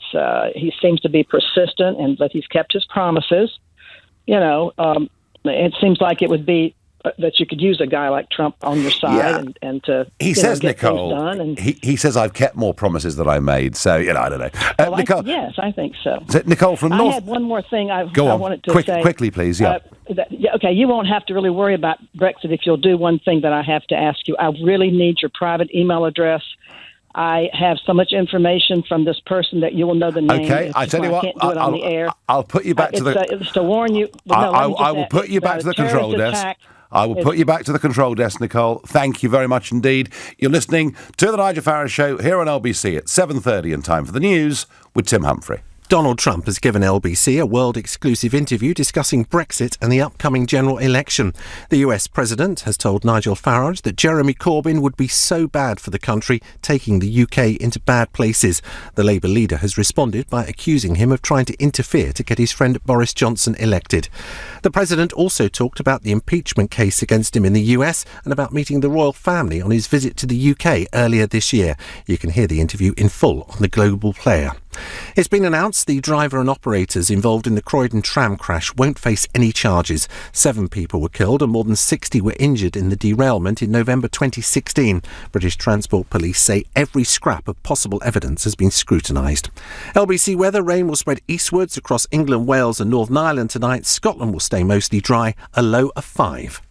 LBC.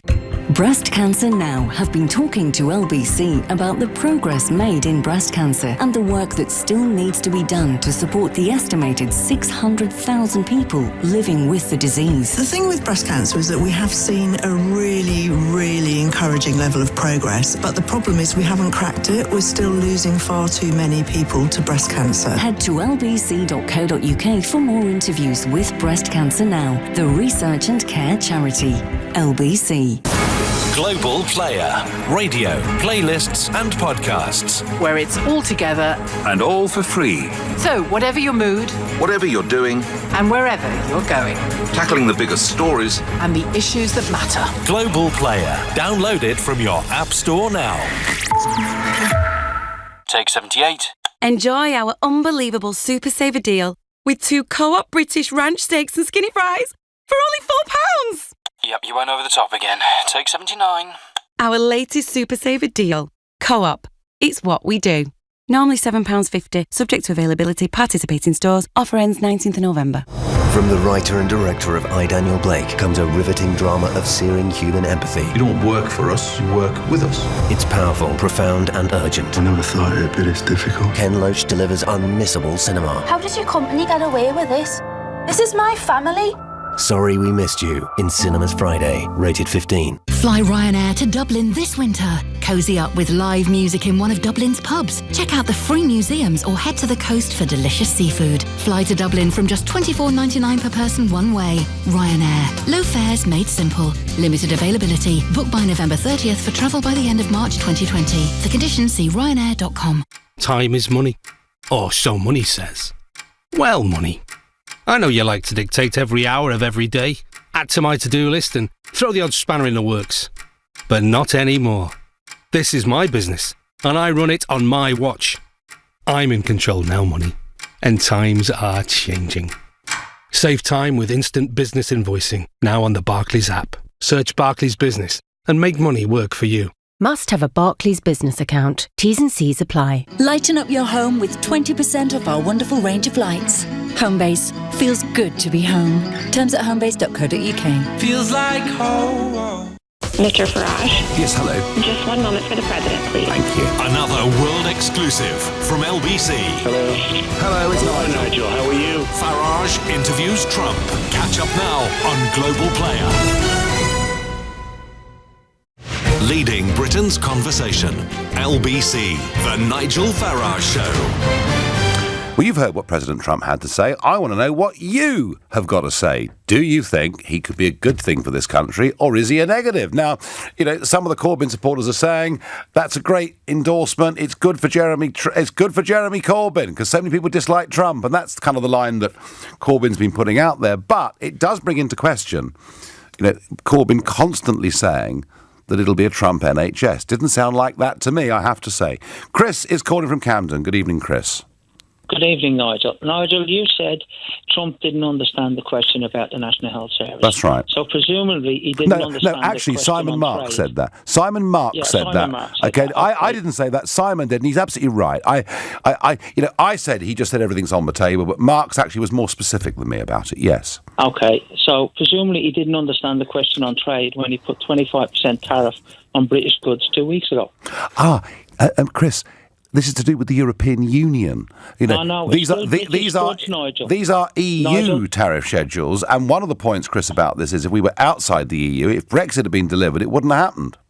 No, Nigel, they were on British goods. Admit he put the tariff on British goods.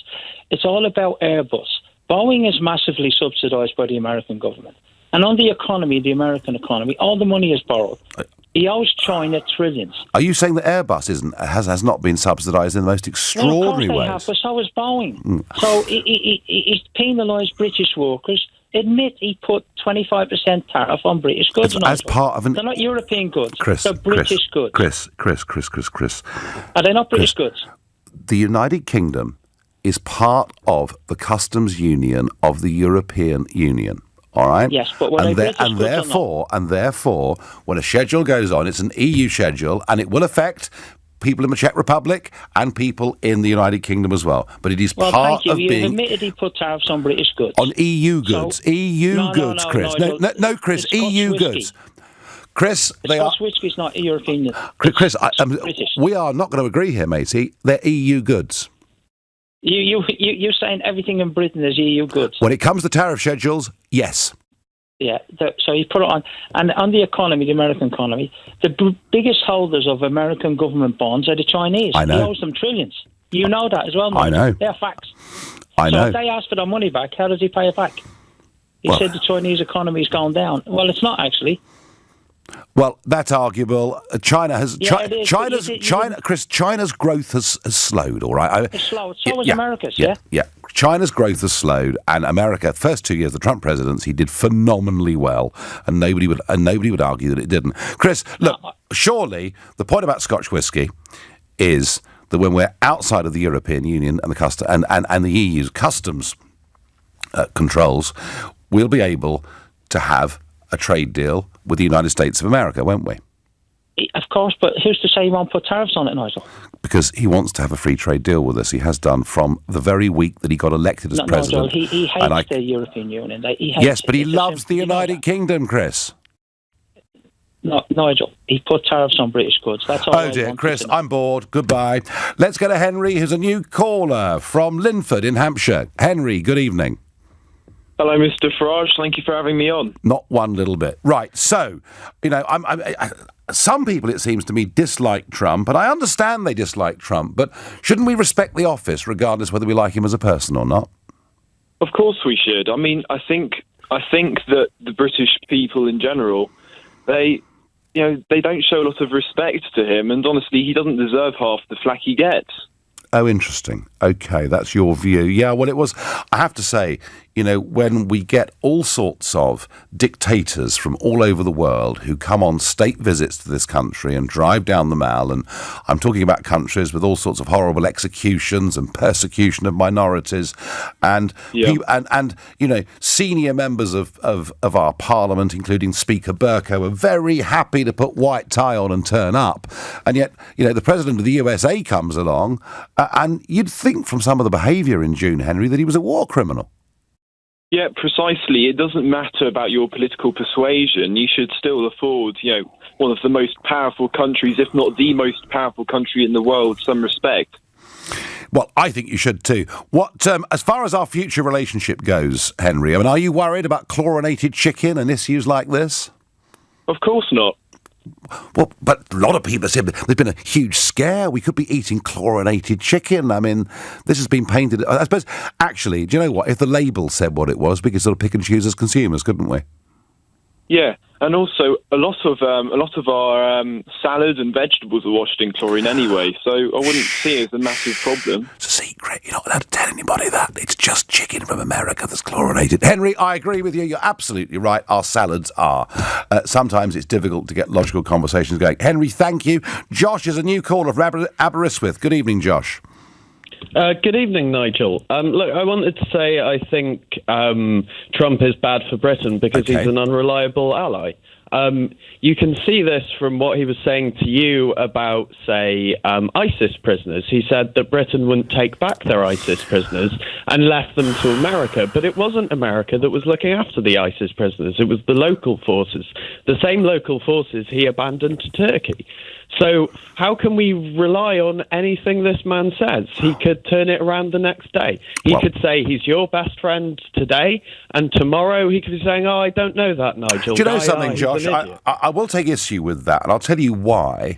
I know a couple of people who've known him for decades. People from the world of business and the world of golf. And I can think of two people I know that have known him for 40 years who say, actually, if he becomes a friend of yours and he trusts you, he's a friend for life. So I don't necessarily agree with that point. So why then last year was he saying all these positive things about our Kurdish allies in the region, and then recently he was saying, oh no, they're not angels, they're dodgy people, we can just let the Turks roll over them, if that's the case. And to be honest, I don't think being well known in the world of golf means you should be making international politics decisions, for example. No, he's not a golfer, Josh, he's a businessman. He just happens to be a keen amateur golfer. That wasn't the point I was making.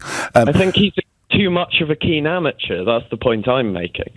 So you think we should have career politicians, dull career politicians that spend their entire life on Capitol Hill and then become president? Isn't it actually more interesting to have somebody who's come into this completely from the outside? Not when he knows so little and makes such impetuous decisions. Erdogan, who you were just talking about, dictators who turn up and stuff like that. Erdogan, absolutely terrible person. Yes. He calls up Trump. Trump makes this massive decision to pull out troops against the advice of his own generals, experienced people, and leaves millions of people at risk of becoming refugees, which obviously creates a problem for us and the neighbouring countries and all this kind of stuff. I mean, the consequences are too large, aren't they? Is the removal of the ISIS leadership something of a compensation on that front? Well, actually, they got the location of Baghdadi because the agents of the Kurdish forces stole his underpants, actually, and then they DNA tested them. Really? Is that right? Yeah, it's true. It's quite funny, actually. I didn't know that.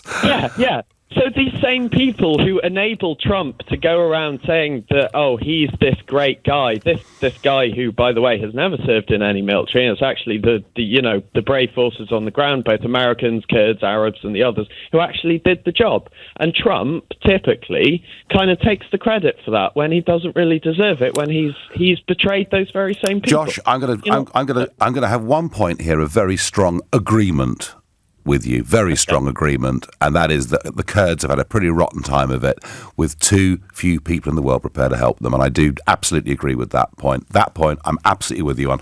Let's go to Farnham in Surrey and speak to Mark, another new caller. Good evening, Mark.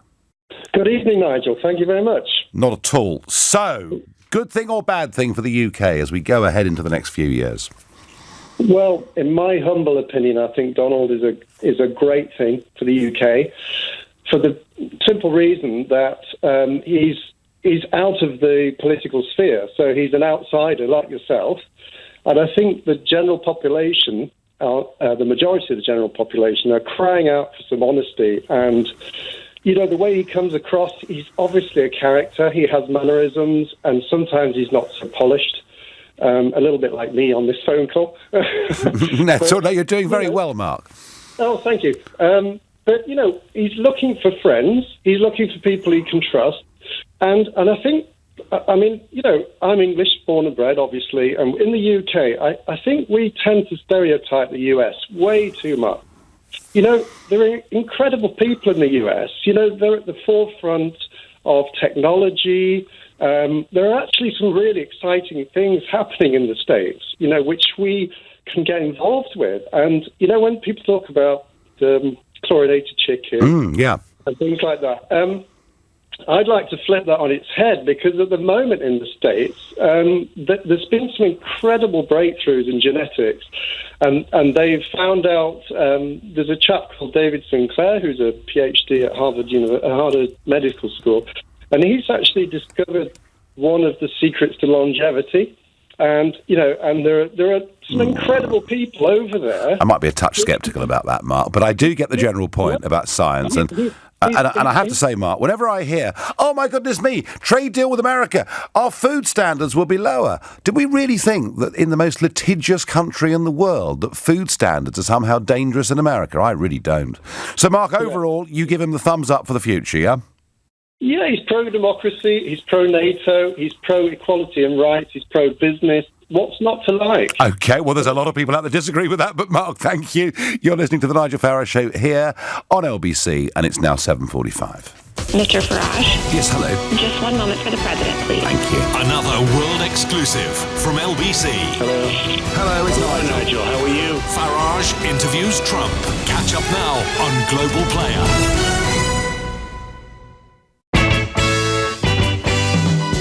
Credit limit of up to £1,500. What do you have to do to get it? Simple. Get online and check if you're eligible for an Ocean credit card in minutes without affecting your credit score. For your Ocean credit card, visit ocean.co.uk now and get all that from Ocean. Intelligent Lending Limited is a credit broker. Capital One, the exclusive lender. Representative 39.9% APR variable. Borrow and spend responsibly. On a child's bedroom window, a little wall crawler spots a skyscraper on the far side of town. Determined to reach it, the little wall crawler slowly and surely begins to climb down. Out of the window, along rooftops and branches, the wall crawler hurries, sure-footed and swift, till finally reaching the distant skyscraper. In one single bound, it jumps into the lift. It rides to the rooftop and stares at the view, where now in the sunshine, the whole city gleams. Then over the edge goes the little wall crawler, to crawl down the wall of the wall crawler's dreams. Determination can get you where you want to be. At Royal London, we're customer owned, so our only focus is getting you there. Pensions, investments, life insurance. Royal London, determination since 1861. Royal London. Fly Ryanair to Dublin this winter. Cozy up with live music in one of Dublin's pubs. Check out the free museums or head to the coast for delicious seafood. Fly to Dublin from just $24.99 per person one way. Ryanair. Low fares made simple. Limited availability. Book by November 30th for travel by the end of March 2020. For conditions, see ryanair.com. The world's longest wedding dress was longer than the Grand National Racecourse. Think that's big? This Friday, the Euro Millions jackpot is a colossal £69 million. 69 million! Now that's big! Euro Millions from the National Lottery. Amazing starts here. Estimated jackpot rules and procedures apply. Players must be 16 or over. Brighten up your home with 2 for £65 on Farage Ball Modern and Estate Emulsion. Homebase feels good to be home. Terms at homebase.co.uk. To make the most out of my savings, I need an account with a great rate, easy access, and no fees, of course. That's why Saga have launched a new easy access savings account. It's designed for the over 50s, with a rate of 1.4% AER variable. You can put some money in, or take some out whenever it suits you, with access online or by phone. Search Saga Savings to find out more. Provided by Goldman Sachs International Bank for Saga. Includes a bonus rate of 0.25% gross fixed for 12 months. The Nigel Farage Show on LBC. Call 0345 6060 973. Now, Benjamin from Manchester, responding to a Donald Trump interview, says, Nigel, you've been speaking this week about LBC being an amazing platform for democracy. It occurred to me that this evening's interview with Donald Trump was a real manifestation of that. In one breath, you're quizzing the leader of the free world, and in your next, reading out a text from a Benjamin in Manchester. Everybody has a voice, and LBC ensures that anyone who wishes to be heard can be. Keep up the great work. Well, Benjamin, I have actually been saying that quite passionately this week, that I do think this radio station is a very pure form of democracy. Presenters who've got their own different points of view, programme shows such as I hope the one I do, where we try and get people from a full range of opinions. I just want to repeat the one thing. You know, there's so much talk about the unpleasantness in politics, people not standing again for Parliament because they don't like the abuse. And actually, that's the same test that we should apply here. People need to be civil, and that's why I cut that caller off earlier. You know, using bad language, being aggressive, being repetitive. I'm very happy whenever I'm here to take whatever point of view you've got. And you can tell me I'm 100% wrong, and that's no problem. But we should do it in a civilised way, because that is how democracy ought to function. Graham is on from Worcester. Graham, good evening.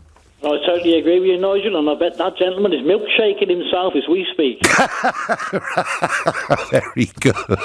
The lefty loves, you got to love them. I mean, they look at the EU with these rose-tinted glasses. They question nothing. I mean, we've had 4 people recently appointed, not elected, but appointed, whose CVs are just abominable.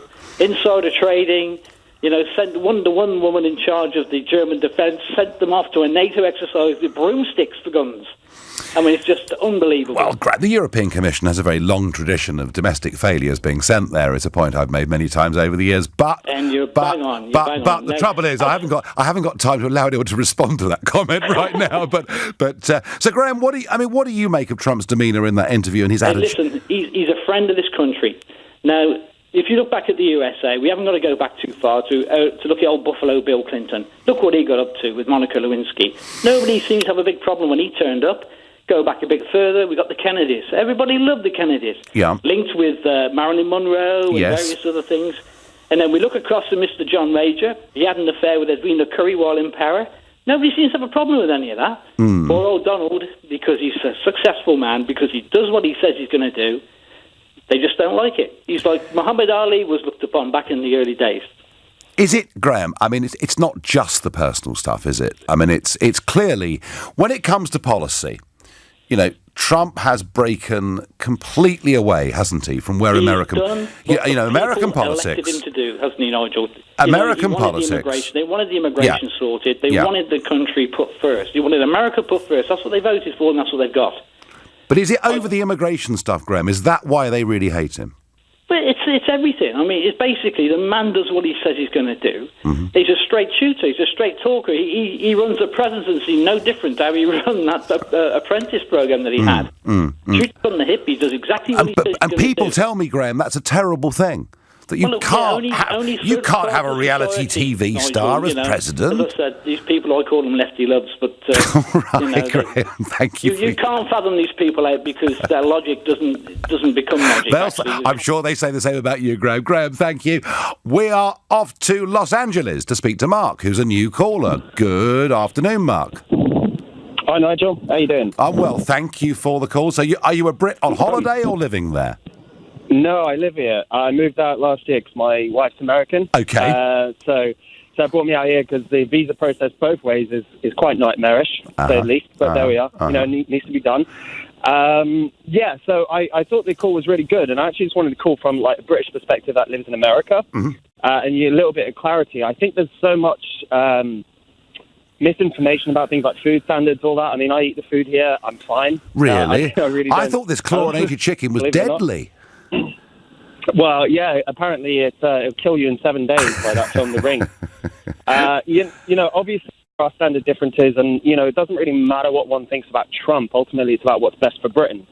And living here as someone who is proud of my country, moved here, obviously, for my wife, that I'd like to see trade, obviously, in Britain flourish. My family's still there. Friends are still there. And I think the trade would be fantastic. I mean, British people, Americans love British people, love British food.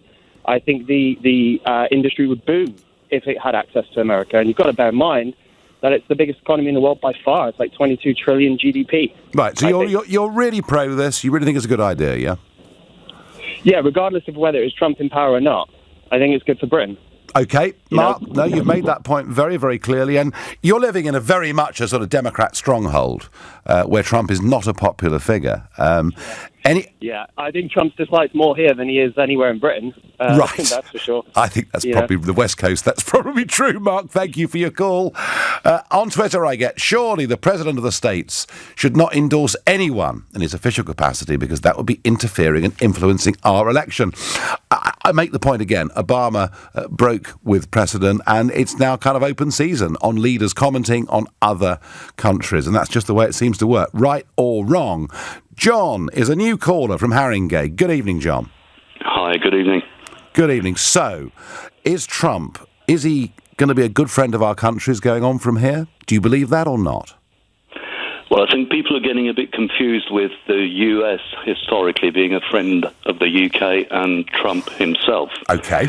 I don't think Trump is a friend of anybody's apart from his own interest, and I'm talking about his own personal interest. That's a view I hold. So but when he says "Make America Great Again," is he saying "Make Donald Trump great"? I mean, like me, I'm sure you followed the presidential campaign at the time. I did. I was there. Yeah, I know you were there, and he said all sorts of absolutely disgusting things. Make America Great Again is a slogan that you'll get from any presidential or prime minister candidate. All right, I tell you what, John. John, America first. The tactics are America used. first. What about America first? Do you think he believes in America first? Possibly, probably. I don't see how that helps the UK, quite frankly. Well, because it's about two visions, isn't it, John? One is the globalist vision of the world, which says that European Union and big structures are the way to go. The other is the view, which they call the nationalist agenda, the nationist agenda, where you believe the nation state. You put the interests of your own country first, which does not stop you being friendly with very near neighbours, does it?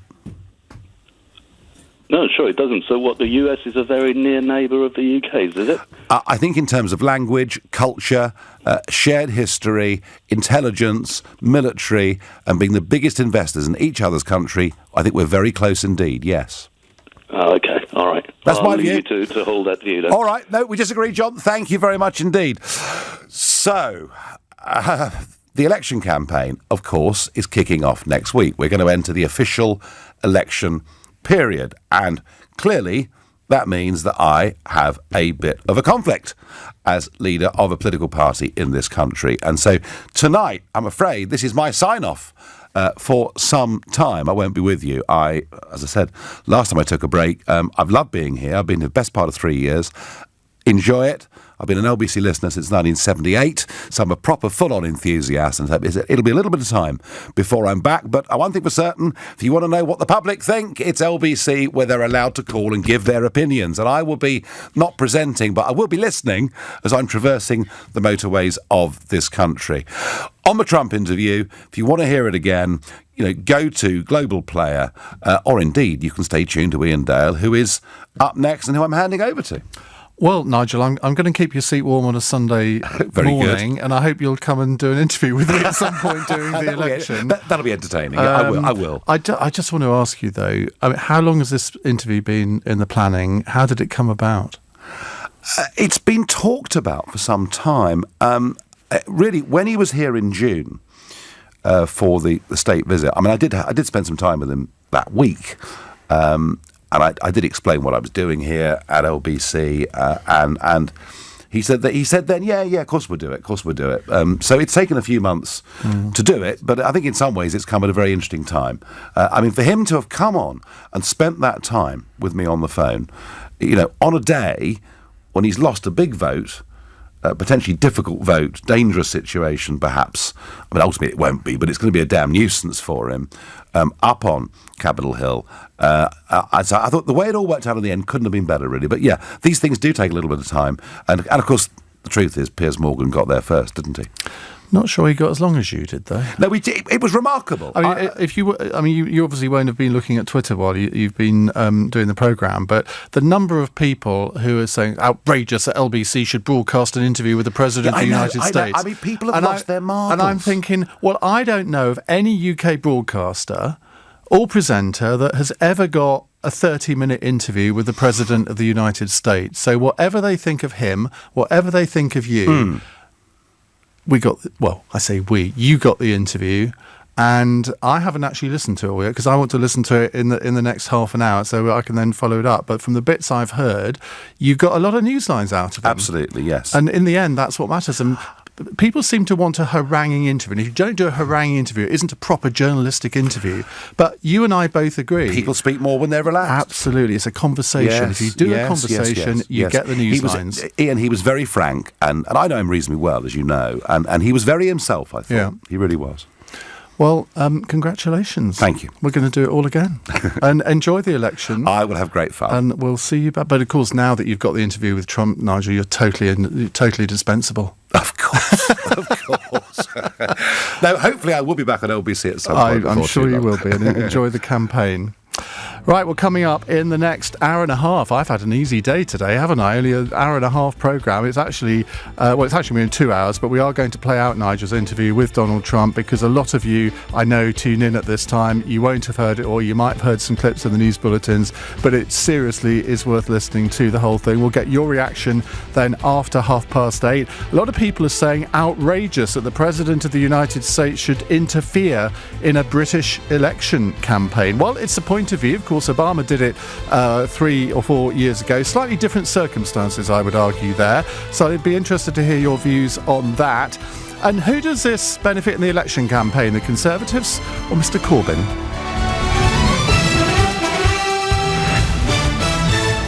On your radio, on Global Player, and Play LBC. leading Britain's conversation. This is LBC. From Global's newsroom, at 8 o'clock, Donald Trump has given a world-exclusive interview to LBC's Nigel Farage, discussing Brexit and the forthcoming general election. The US president says he thinks Jeremy Corbyn would be so bad for Britain. I don't even know where your healthcare system started with respect to us taking over your healthcare system. I mean, it's so ridiculous. I think Corbyn put that out there.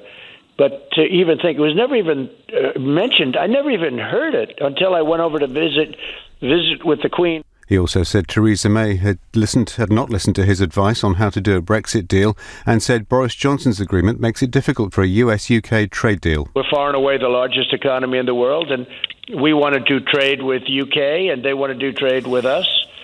And to be honest with you, this deal, under certain aspects of the deal, you can't do it. You can hear the interview in full on Global Player. The Labour leader has accused the president of trying to interfere in the election to get Boris Johnson into number 10.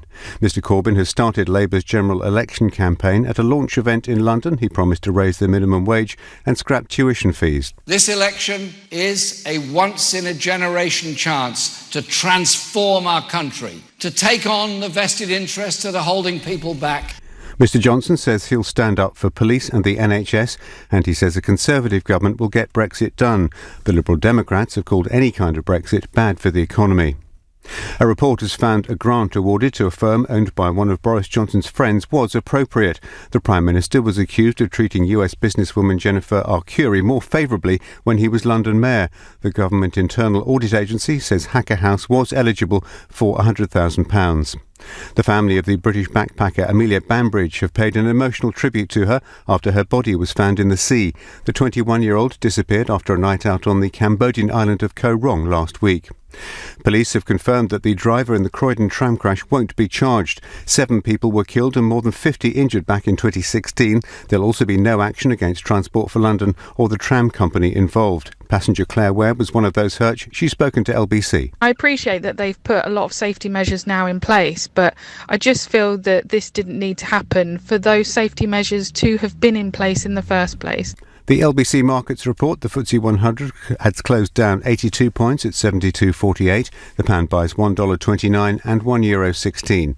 LBC weather, rain in the west moving east to all but the far north overnight, lows of 3. Tomorrow, wet but milder than recently. Some drier and brighter spells in the southwest of England, highs of 15 degrees. From Global's newsroom for LBC, I'm Andy Ivy. This is LBC from Global. Lead